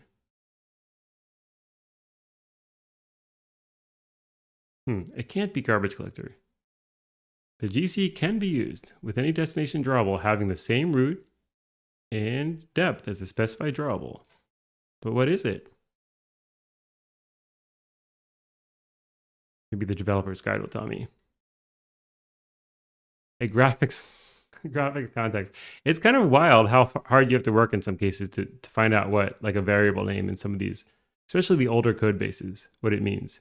So GC is not at all garbage collector, which I think I've been saying for much of the stream, but it is in fact a graphics context. And so does that matter? I don't know. So when you are drawing stuff, you have some drawable pointer, maybe a pointer to the thing that you're drawing, and a graphics graphics context rather. And depending on depending on that context, you're going to draw different kinds of like physical things, I guess. For example, get composite clip is presumably going to check some sort of compositing stuff. I don't know if we get an implementation of that in this file. Probably not. Okay. Here's DRI3. There's like not much here. And I guess, is that surprising? I'm not sure. We have things like, we have a bunch of type defs. Things like pixmap, pointer, int, etc. We have a struct, which has screen info. And like, I'm not sure what open means. We can open client. We can get a pixmap from FDs. I don't know what an FD is. Maybe it's not a frame buffer. It might be file descriptor. And we can init the screen. We can open, reply, etc. Are we importing something else that is doing most of the work? We have the DRI3 protocol, and that probably has the fundamental stuff.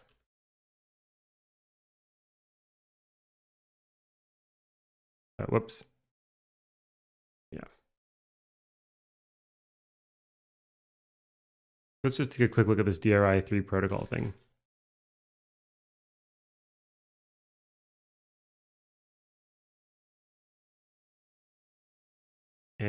Let's see. We've got things like major version, minor version. Open request, I guess, is going to open some sort of device or like initialize it. We've got some pixmap stuff, which has request type, DRI3 request type. I don't know how that's different from request type. Length, and I guess a pixmap, maybe that you're going to draw, whatever a drawable is, height, etc. I wonder if I can...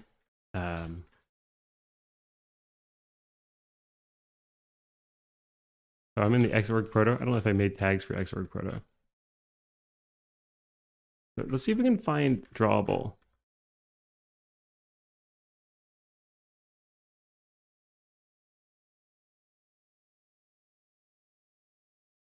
We have lots of drawable things.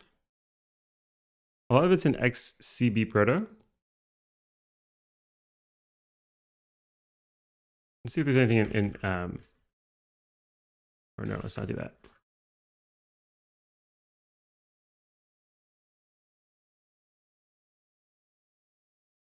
Lots of XML. Let's try this.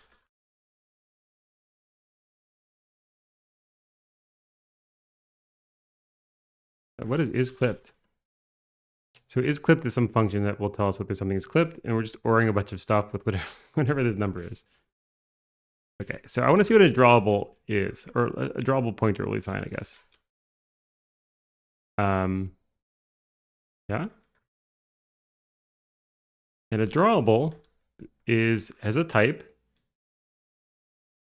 which is drawable underscore type, I guess is what is probably named in the code. A class, which is specific to the type. A depth, which is maybe like the z depth. How many bits per pixel? A resource ID. The screen absolute. So I guess the X and Y position, maybe where to start drawing, or like the one of the corners. A height and width. I pointer to the screen, presumably the screen you're going to draw it to, and some serial number. Oh, actually, this is a drawable rectangle. So that's a rectangle. Do we get anything else? Drawable. Let's do occur. We get a drawable pointer and a drawable rectangle. And that's really all we get here. And then it has this drawable all caps thing.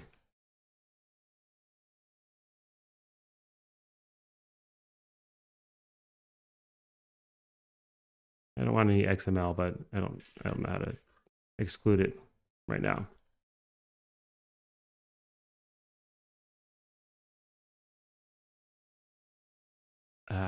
Okay, you know what? Let's do drawable underscore, because I'm seeing some of these. What?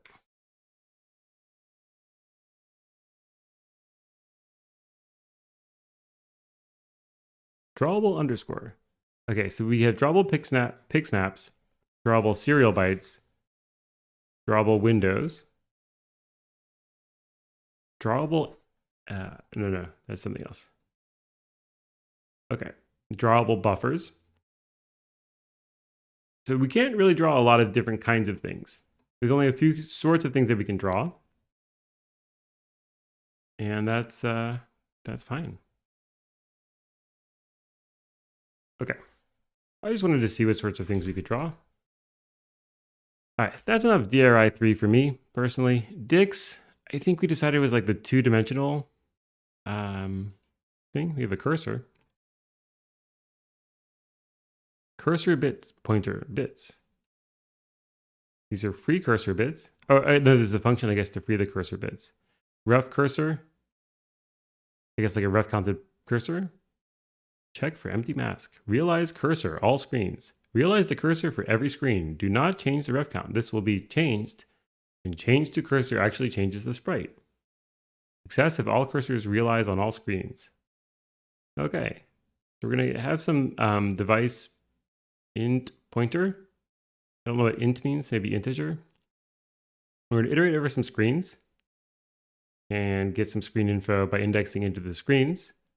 And for all the devices, we're going to get the next device.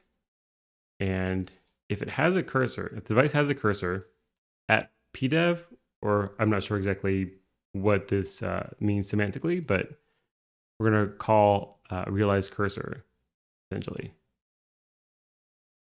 Okay. And you can allocate some stuff. I'm kind of curious, like what the cursor struct looks like, but not curious enough to go on a search. XI, I have no idea what it is, but I'm just gonna just ignore it. Here's ChatGPT pointer. I'm just kidding. Change pointer maybe. XXed. I don't know, but we get a hash table. SHM sleep until. I'm gonna ignore XXed. Present. I'm just kind of curious what present is. Present proto. So this, I guess, is some extension. Present flip reason unknown. Present flip reason buffer format. Don't add new flip reasons to the tear free ones. Is this something about the double buffering? I bet since this is an extension, X11 extension, present proto. The present extension provides a way for applications to update their window contents from a pixmap in a well-defined fashion, synchronizing with the display refresh and potentially using a more efficient mechanism than copying the contents of the source pixmap. Okay. So it's some faster way of taking what's in your pixmap and putting it on the screen without copying, or at least more efficient than copying. maybe through some sort of notification event. A list of these is passed to the present PIX map when the indicated present PIX map completes. Maybe this is the kind of like live data. I don't know. Something about updating PIX maps. RPC auth, I'm just always interested in in auth. I'm just kind of curious what they're using. DES, I assume this is the what is it? Something encryption standard, like as in triple DES. So you have some RPC message struct and a credential area and whatever verif area, maybe verification area. A temp in message, SVC request, service request, I guess. And what are we going to do? We're going to assign some variables, have an auth failed, I guess, thing, assign it to Y. I guess that's probably what we return if things go bad.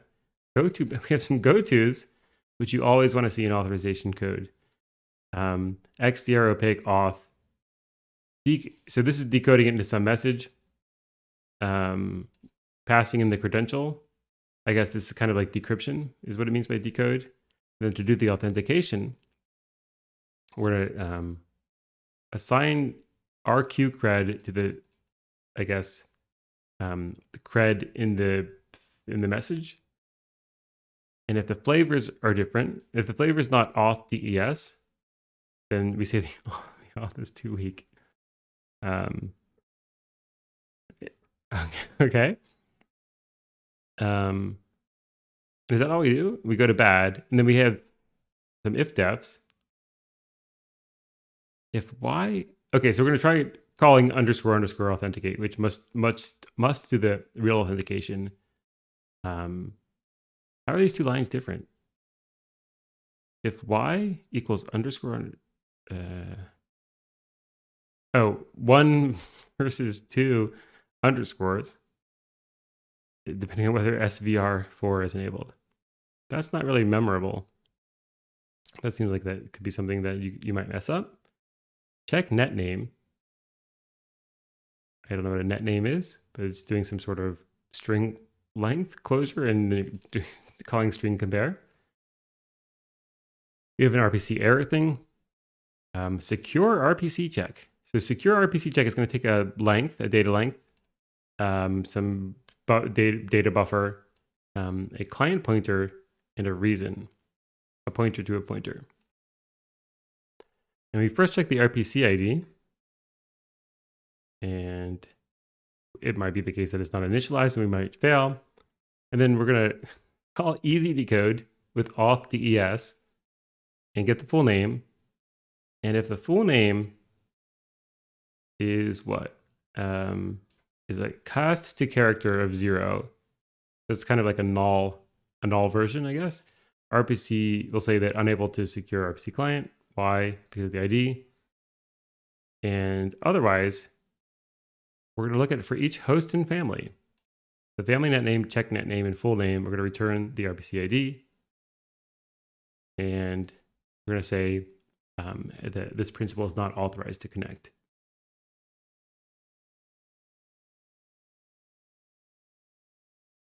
Where is this else coming from?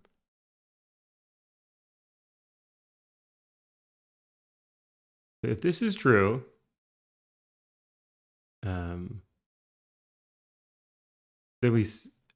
we don't necessarily have an error. We just initialize the reason. And if we're down here, where does it end here? Then these are both error conditions. I feel like I'm missing an if. What corresponds to this? I'm not sure. I must be misreading something. So we have an if clause here.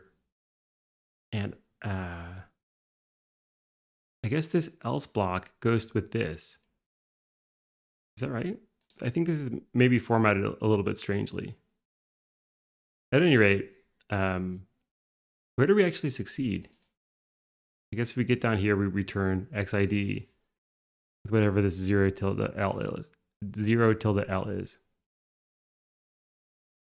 And then we can initialize secure RPC. We can add secure RPC, which adds some host. You can reset it and so on. Seems like they're using DES for security. Is that the only option? DES encryption. Data encryption standard? Yeah, that's what it is. The symmetric key algorithm for the encryption of digital data. 56. It's got short key length, 56 bits. It's too insecure for modern applications, but it was highly influential. So why are we using DES? Is this the only option? X11 off, DES.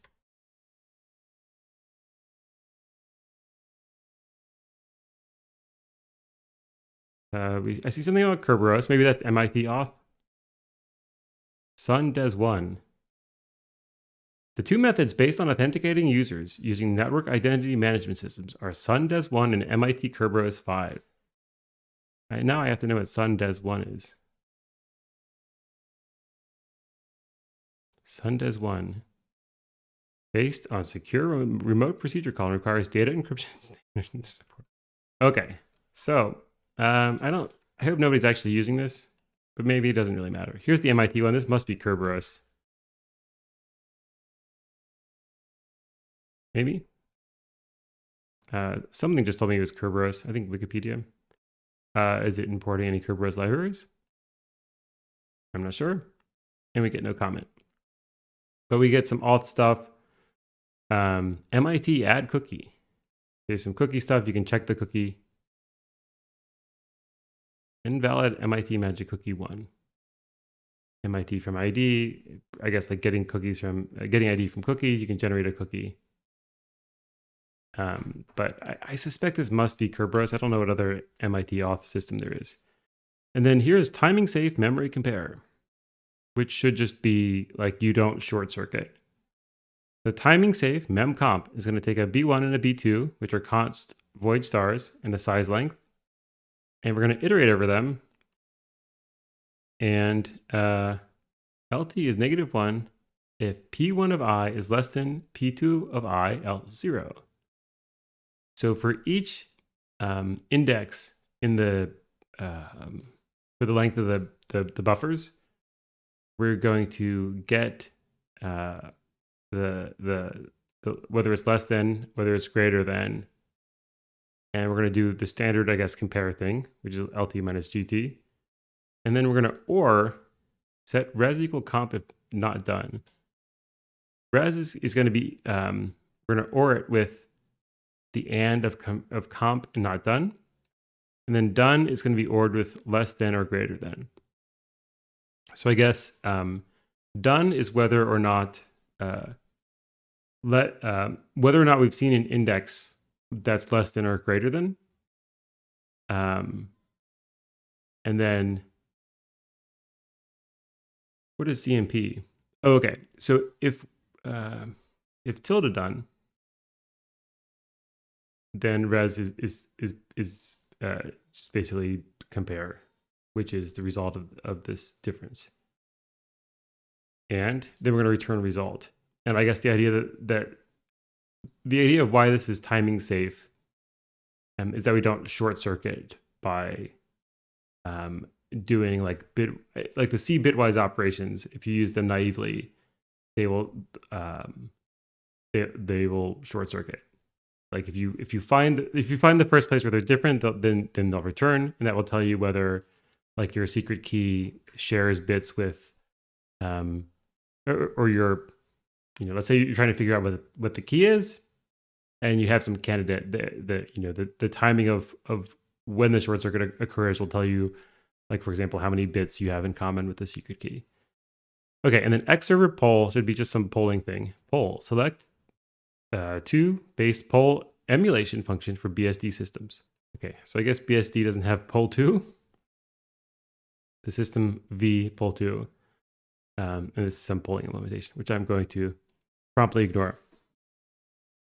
And we looked at the protocols already, so I'm going to ignore that. Drivers we did not look at. Did we look at a driver? Yeah, let's do it. I have AMD. I think, no, I think this machine has NVIDIA, but I'll look at AMD anyway. And AMD present. AMD present should probably be some use of the present extension that we saw for in the context of AMD GPU, AMD sync, compat, simple list, DRM mode. Glamour, this must be Glamour support, DRM-Q. This is DRI2 should be like the two-dimensional support, I think. DRI3 is the 3D support. Let's look at DRI3. How long is this? Not long at all. And I'm just kind of would like to get a feel for some driver. Open card node. So when you call open card node, you're going to give it a screen pointer, and some, I guess it has some out parameter that's going to be like the like a pointer to the opened card or something. XF86 screen to screen of the screen, and then an AMD GPU end pointer. It's going to be called on the screen. And what? DRM magic type of file descriptor probably. We're going to try to open the device name with some flags. I don't know what these flags are. RDWR and CLOExec. Can we check out the joystick gamepad? Yeah, sure. And we might have not opened the file descriptor properly. Before FD passing and in the X protocol with DRI3 and increased security of rendering with blah, blah, blah, the kernel had to come up with a way to have the server decide which clients got access to the GPU, which was done by each client getting a unique magic number from the kernel, passing it to the server, and the server then telling the kernel which clients were authenticated for using the device. Now that we have FD passing, the server can just set up the authentication on its own and hand the prepared FD off to the client. Okay. We've got this open render node stuff. DRI3 open. This driver is, this stuff is all like pretty understandable. I don't know what an AMD GPU pointer is, but I feel like if you understand the X code, then these individual at least this particular individual driver doesn't look so bad. Maybe we'll take a quick look at AMD video.h and .c. So one thing I'm thinking is like, if you have an AMD card or whatever, you have some driver that's causing you trouble, and you're a little bit afraid to program in graphics. Like what sticks out to me as something that might be a little bit intimidating. And AMD GPU box intersect could be a little bit intimidating. That's probably pretty easy to get wrong, although with testing and maybe some input from AI, you can try to figure out if you made a common mistake. Some box area stuff, whatever CRTC is. A CRTC box, you might have, I guess, rotated things 0 or 180 degrees, etc.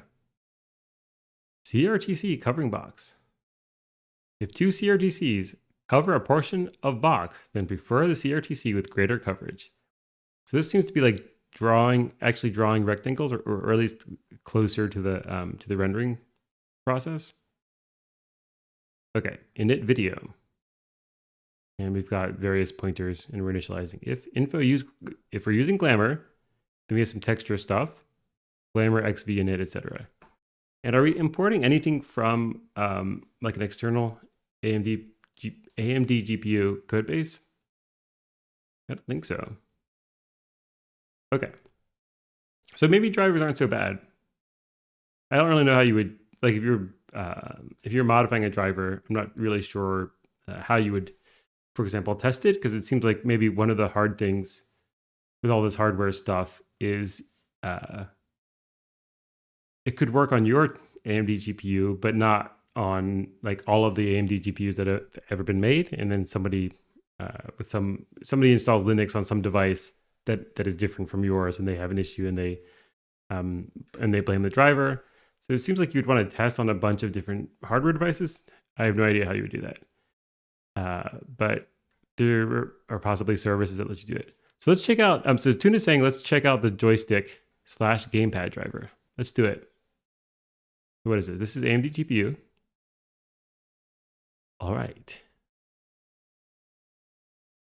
So here's joystick. We have a gamepad. We have a keyboard and EV-Dev. So let's definitely check out joystick. And maybe that's it. We've got 4 pages though. I don't know what order these are in, but maybe we can try a gamepad. Okay, so let's check out joystick. All right, well, we have a source directory, which suggests that we're a little bit serious here, but the source directory is not packed so full. We have backend joysticks. Why would joystick need a backend? I'm not sure. Joystick.h, joystick.c. Seems like we're trying to avoid typing too many letters again. Axis is presumably like what axis you're moving the joystick along, like physically. And joystick properties, joystick options, joystick key, maybe let's take a look at in properties. Backend BSD, we'll look at BSD. I'm thinking it's maybe just BSD support for the OS. All right, here's backend B. Let's try to exclude this first. Joystick open device BSD. What about a C file?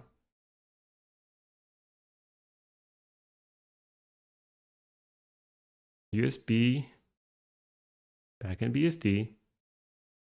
And we have BSD HID data. I'm not sure. Are you going to tell me what BSD is for? Okay, so this provides a backend for NetBSD, OpenBSD, etc. Okay, well, I don't care about that. But let's go to the first of these that I opened. Whoa, now. Go to XIs and this search term, and we'll close down this folder. Here we go. Backend joystick.h. This header file has basically nothing. We've got open device joystick. Go to the, is there a way to just go to the C file? Maybe, no? Okay.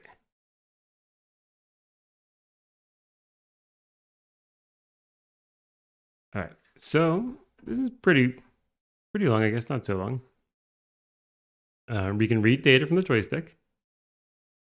We can open the device joystick. Open and initialize the joystick device. The device name is taken from joystick dev pointer. So we've got a joy name. We've got a device pointer to the joystick, and I guess whether to probe it or not. And we're gonna make some variables for the axes and buttons, and I guess the driver version. And the joystick must have a file descriptor. Where's the joystick type? We're including joystick.h, which I think we opened up. Here it is. Look up this actually first. Okay, we've got a joystick device pointer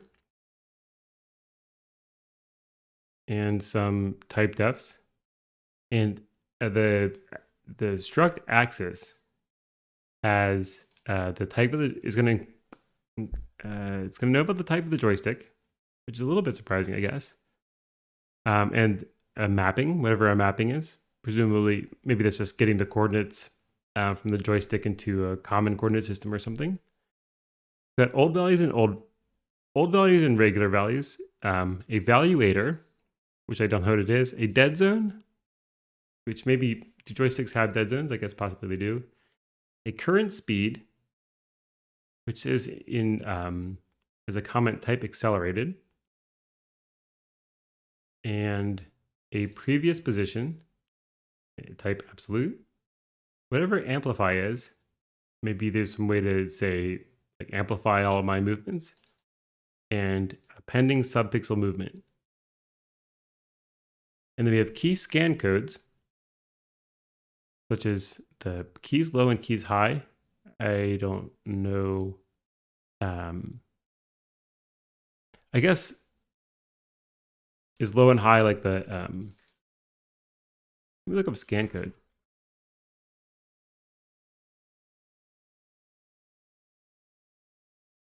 Yeah, is what keyboards under the computer. I'm not sure Oops. I'm not sure what low and high mean. Maybe the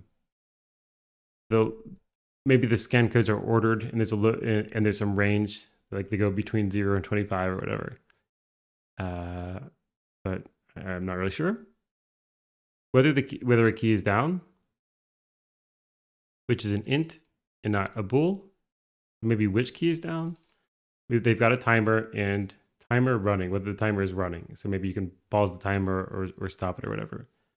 And then we have a button, which should just be a button on the joystick, whether it's pressed, the button number, whether to amplify it, its current speed, subpixel, and some scan codes. And then the joystick dev rec has a file descriptor, which should be like the Unix device file or whatever for the joystick. And you can reopen the backend. You can close the backend. Maybe proc is process here. You have a callback for reading data from the backend. What is the backend? I'm not sure. And then we have extra platform device dependent data. A name for the device.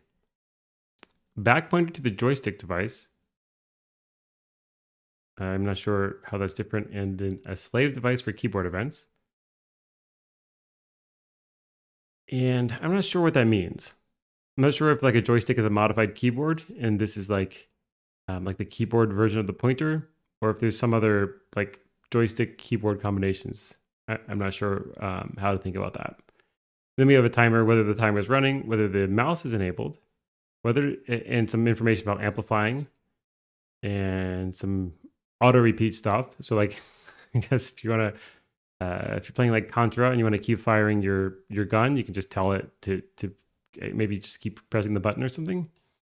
Number of buttons, number of axes, and I guess the actual axes, the actual axis and configuration stuff. Whatever RMLVO is, another impenetrable acronym. Okay, so most of this makes sense. I don't know. So a joystick should at least have like 2 axes, right? But I don't know how they're implemented. Is there like a picture of a torn down joystick? Whoops. Excise is taking over. Why would they have a float accelerator for a button? Maybe trigger button seems weird. Yeah, I don't know. I'm guessing it. Not really knowing anything about gaming. Oh my gosh, how do I get rid of excise? I would guess that it's for something like. I would guess it's for something like trigger button, like basically doing fancy, semi-cheating things on games. I don't know. What if I just I don't know what window it thinks this is. Unmaximize. It thinks that's Emacs. Oh lordy. I think I can just kill excise, can't I? All right, sorry, excise. You were too out of control. So here's a picture of an old joystick. Maybe this is what a joystick is supposed to be. I'm thinking of a joystick as like just a joystick. But maybe it's thinking of the joystick as the whole gamepad.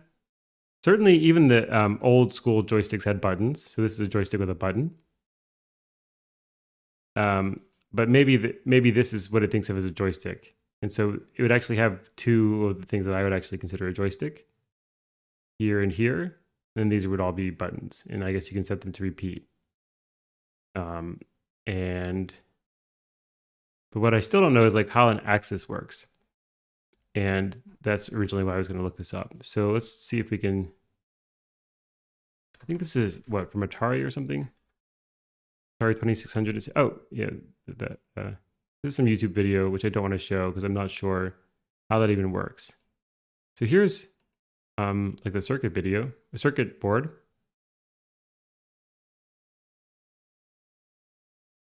Maybe I can do joystick axis.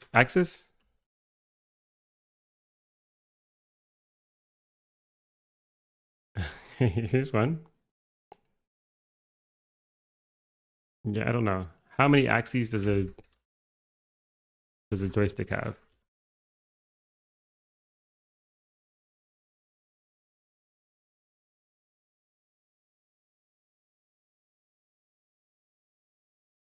Maximum possible number of maximum possible. My joystick reports it has 7 axes. Okay. I'm just trying to get like a sense of like how many axes there are. You can certainly have rudder axis in addition to XY axis, and some joysticks have sliders, e.g. throttle, mixtures, and hat controls. Maybe report as axes. Okay, so it sounds like XY axis are the two main axes. And then things like sliders. I'm not sure what those are, but maybe like sliding buttons, throttle, and mixtures. Throttle should be like a foot pedal type thing, right? I don't know how they work on joysticks. I guess, is this the throttle? Maybe that counts as an axis. I mean, it makes sense to count that as an axis, right? So you have 1, 2, then maybe 3. What I think they meant by a joystick is just a typical gamepad. Yeah, okay. So a typical gamepad might have like, let's say a regular like Atari style joystick has 2 axes. Then a gamepad might have 4, 2 for each joystick. That's how I will imagine them. And then we have this back end thing. Is this where I am? Back end joystick. I'm not sure what it means by back end. So, but this has, we can open the joystick device, and let's maybe just see a little bit how they do that. We've got the names. We check the file descriptor for just sanity checking, basically. We're going to do some IO control stuff, and maybe error out, checking version numbers, etc. A whole bunch of checks. We might have too many buttons. If you have too many buttons, we're just going to set buttons to be max buttons. And which buttons get eliminated? I guess it depends on how it decided to enumerate the buttons. I don't know. If you have too many axes, we'll set it to max axes, and then we'll set the number of buttons and axes to buttons and axes correspondingly, and then we will call open device and get something back, and set. Let's see.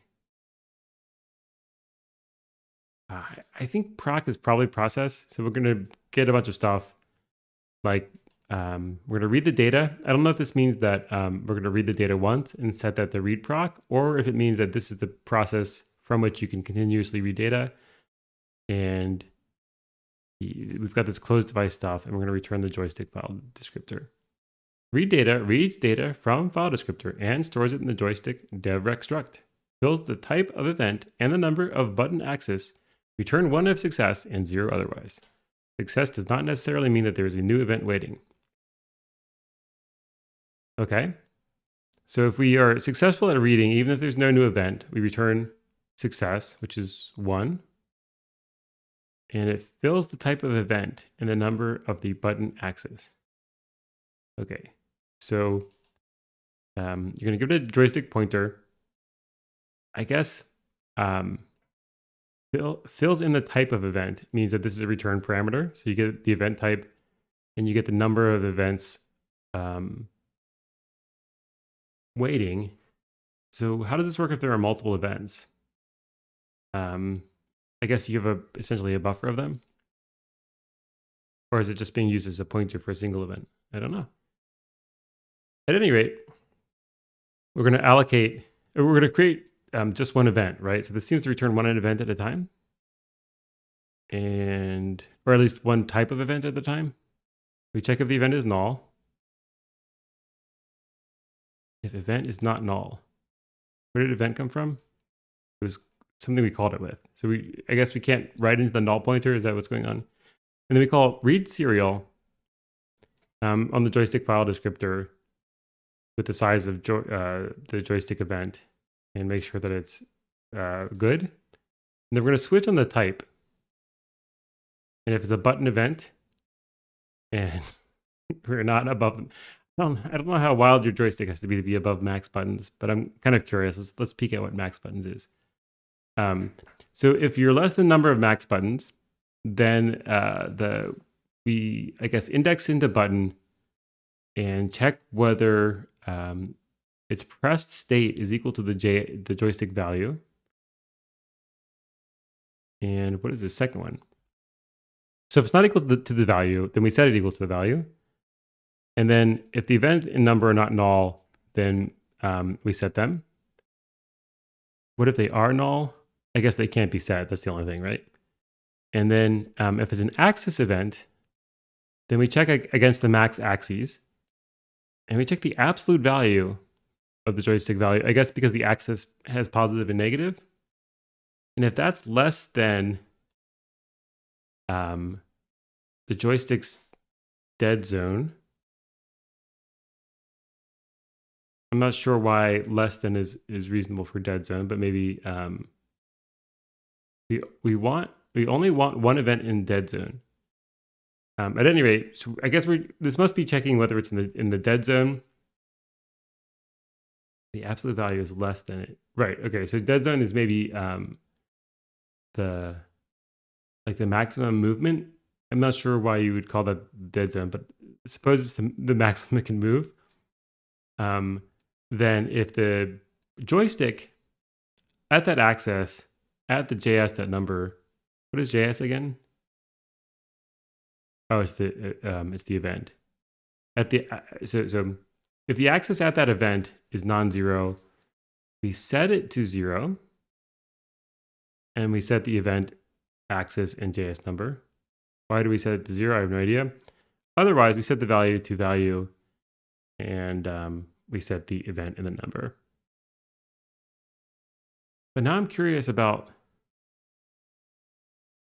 what this thing is. So let's look up joystick dead zones. What is a controller dead zone? And should you change it?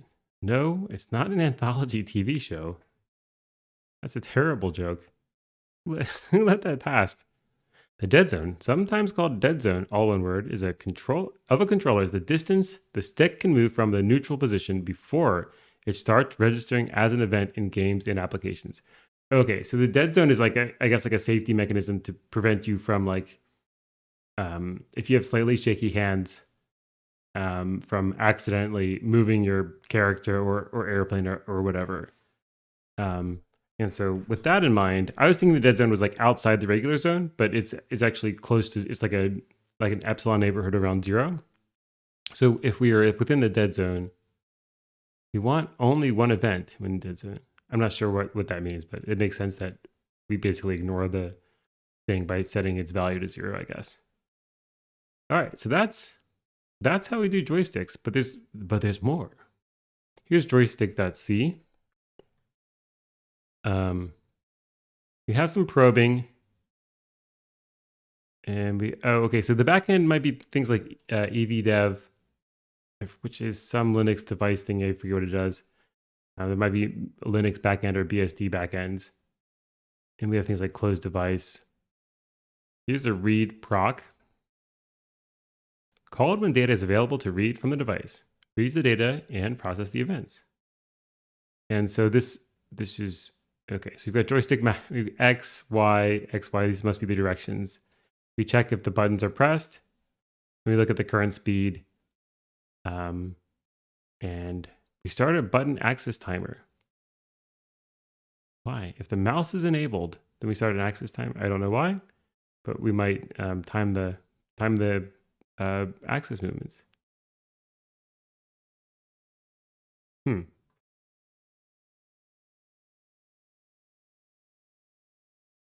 Okay, and this is all probably worth looking at. I'm not going to dig in too much more into the joystick implementation. We've at least seen how it's like modeled. Maybe we can look at one of these. Pointer feedback class device struct. What does that mean? I'm not sure. We've got an axis init evaluator axis struct. We've got a joystick and evaluator num. Get known properties, screen info, absolute. Checking more axes. I'm really curious about the timers now. If timers running is true, then timer running is false, and we call timer cancel. That's what happens when the device closes. So this is setting timer if mouse is enabled. And this is setting if the joystick mapping key, if the priv axis number type is joystick type by value. Then we start the joystick axis timer. But when do we read it? So this is starting the timer. We can cancel the timer. That's just kind of like set up. That's starting the timer and canceling it. I don't know what the joystick timer is for. Let's maybe look Xorg joystick timer.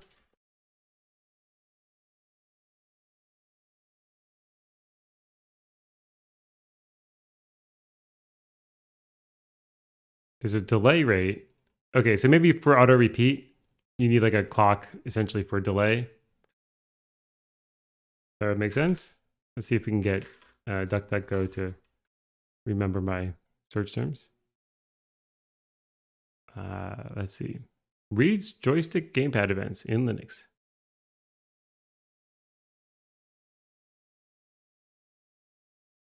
Yeah.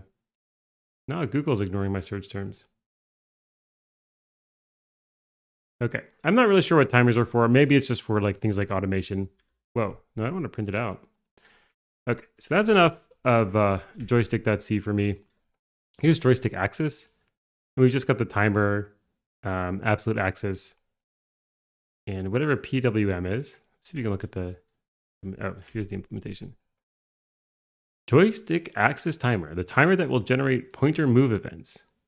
Checks every axis and every button before its mapping. Return 0 when the timer can't be stopped because there's no active movement. When timer can be stopped. Okay. So I guess that the way that maybe what the timers are for is when you like hold down a joystick, what it's doing internally is generating pointer move events in and like if you're accelerating, it generates them more quickly, and if you're at constant speed, it'll generate them at constant speed or something like that. So potentially that's what that's the impression I get, but let's see if that's right. So this is just setting up the timer. We get pointer move. How about PTR move? I'm not sure. Calculate the scale value. So we get a range from 0 to 32768. We've got some scale, and we're like looking for the dead zone. Joysticks with a rectangular field have a corner position of 32768, 32768. Joysticks with a circular field have 23170, 23170. Make sure the diagonal movement feels fast, either linear or trigonometric on circular joysticks. So for linear on circular joysticks, the time needed for XY movement is exactly the time needed for X plus the time for Y separately. Absolute diagonal travel speed is 0.707 times as fast, which feels pretty slow. On square joysticks, diagonal travel speed is always 1.41. This is what, square root of 2? Is that right?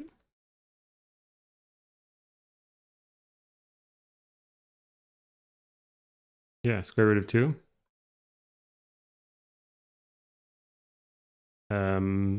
Faster than the orthogonal travel speed. Time needed for a diagonal movement is always 0.5 as long as for orthogonal movement. Our value of a equals 2.0 results in a nice nonlinear acceleration. And then or trigonometric, the absolute point for circular joysticks, the absolute pointer travel speed in centimeters per second is now the same for both linear and diagonal movements, which feels natural. Moving diagonally takes 0.707 times the time of moving orthogonally. I don't know what 0.707 is off the top of my head.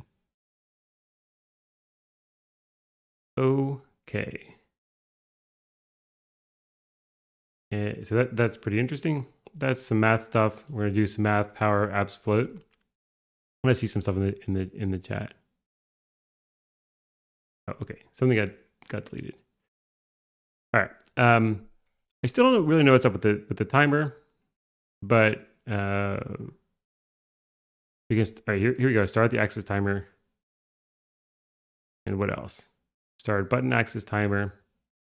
Handle absolute axis. Sums up absolute movement of all axes and sets the cursor to the desired position on the screen. Okay. So I guess like you move in some X direction and some Y direction, and maybe this is the function that's responsible for like kind of summing those vectors and figuring out where you are. You're going to iterate over the axes. If they're absolute axis type, then we get we define whatever rel is, and this is probably difference, right? So we're going to set rel to 0. And we're going to make sure we're outside the dead zone. And we're going to get the axis in that direction. The value in the direction of this axis minus the dead zone. And similarly, okay, we're doing different things depending on whether we are positive or negative here, which makes sense. And then we're going to set rel to whatever this is. We're going to take 2 and multiply it by like this number, I guess was the max, minus where we are. And this contains between negative 0.5 and 0.5. So this is maybe like how far along the axis have we traveled in that direction. And then we're going to take rel and multiply it by the priv axis at I amplify. So amplify is going to take your movement and pretend that you moved even further in that direction, I guess. And then we're going to calculate the difference to previous position on screen in pixels. And we're going to take the rel thing we just computed and subtract off the previous position on a per axis level. And we're going to add 0.5. Why? I don't know. And then if the difference is bigger than or equal to 1 or less than or equal to 1, and we have, and I guess we're in the x direction, then we're going to sum the x coordinate by the difference. And we're going to set the previous position to, I guess, basically we're going to set the previous position to the difference, and similarly for the y-axis. And an axis, I guess, has what? I thought when we were iterating that we were iterating over like x and y, but now that I think about it, no, I'm not sure. I guess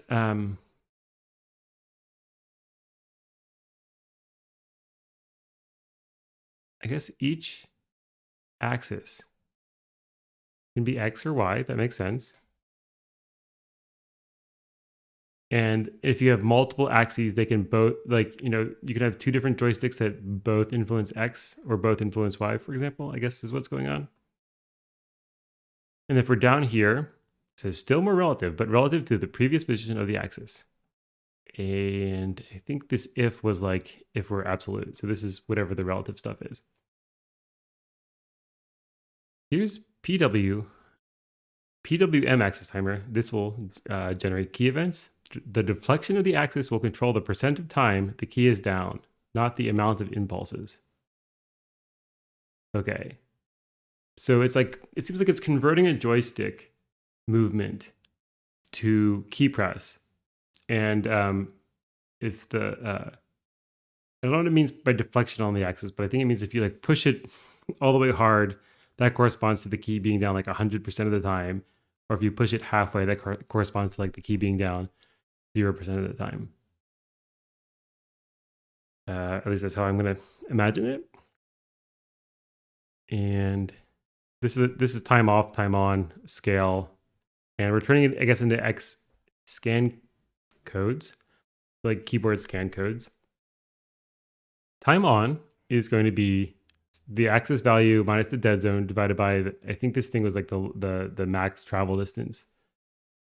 And we're going to multiply that by the max travel distance divided by the, basically, because of the dead zone, something that you might think of as a circle with a joystick is like an annulus. And for some reason, we're like multiplying it by the size divided by the like sector size of the annulus or whatever. I don't know. Off the top of my head, I'm not sure exactly why we're doing that. But time off is the opposite of time on. and we're going to add 0.01f, ugly but ensures we don't divide by 0. Okay, fair enough. And then we're going to scale both durations, so the smaller is always 50 milliseconds. And we're going to look at amplify again. And if time on is less than time off, then we're going to divide scale by time on. Otherwise, we're going to divide scale by time off. Then we're going to multiply time on and time off by scale. This is assuming, I think this comment is governing all of these lines so far. And then we compare to 600.f. I don't know what that is. Is that maybe 60 frames per second or something? Might as well just have it down. Oh.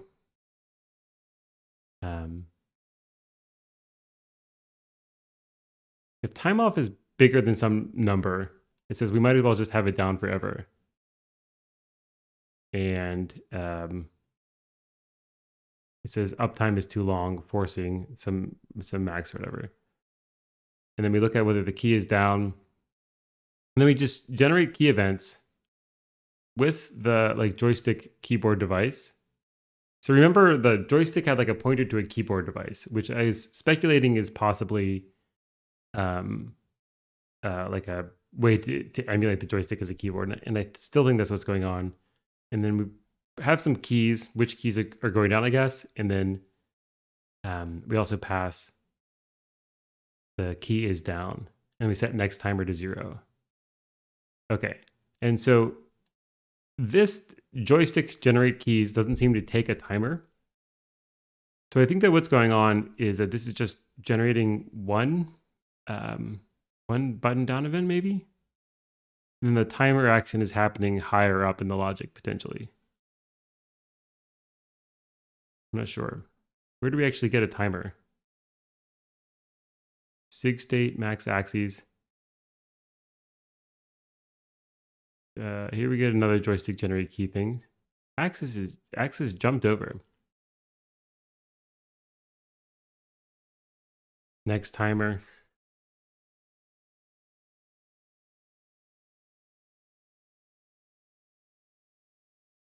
I'm not really sure. I don't really see like a anything that looks like an oscillator or a clock. So maybe this is just a timer in the sense that it's like continuing to execute the same logic over and over again, and is doing the computations that we looked at.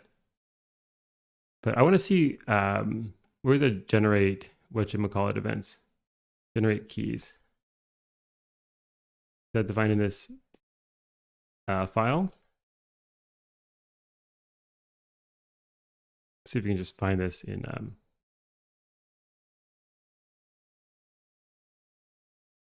whatever.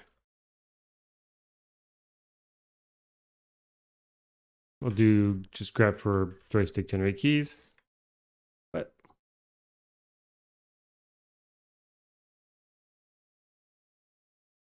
I guess I don't have the driver repo.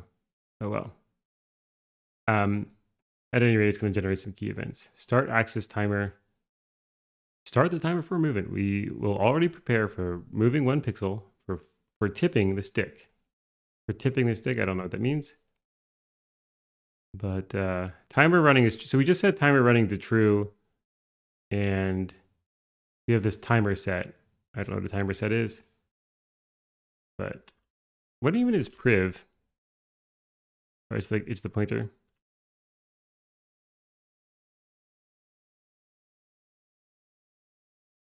Didn't we have timer set? Oh, priv timer.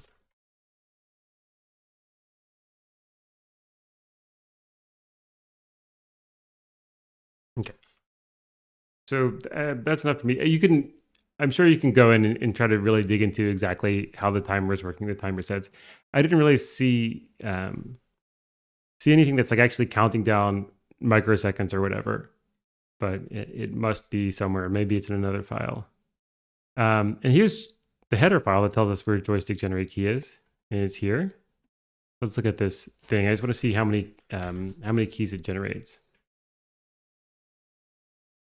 Generate key generates a series of key down or key up events of the specified key scan codes. So you give it a scan code, and I guess whether it's pressed, I'm not sure what pressed is, it's a car, and you give it the device. And if while we're not at max keys per button, if we're not pressed, I guess in K, what is K? It's some int. You said K to be equal to the keys at I. Otherwise, K is equal to the max key per button minus I minus 1. And if K is non-zero, then we call XF86 post keyboard event. Or, what is this for over? Max keys per button. So, what is max keys per button?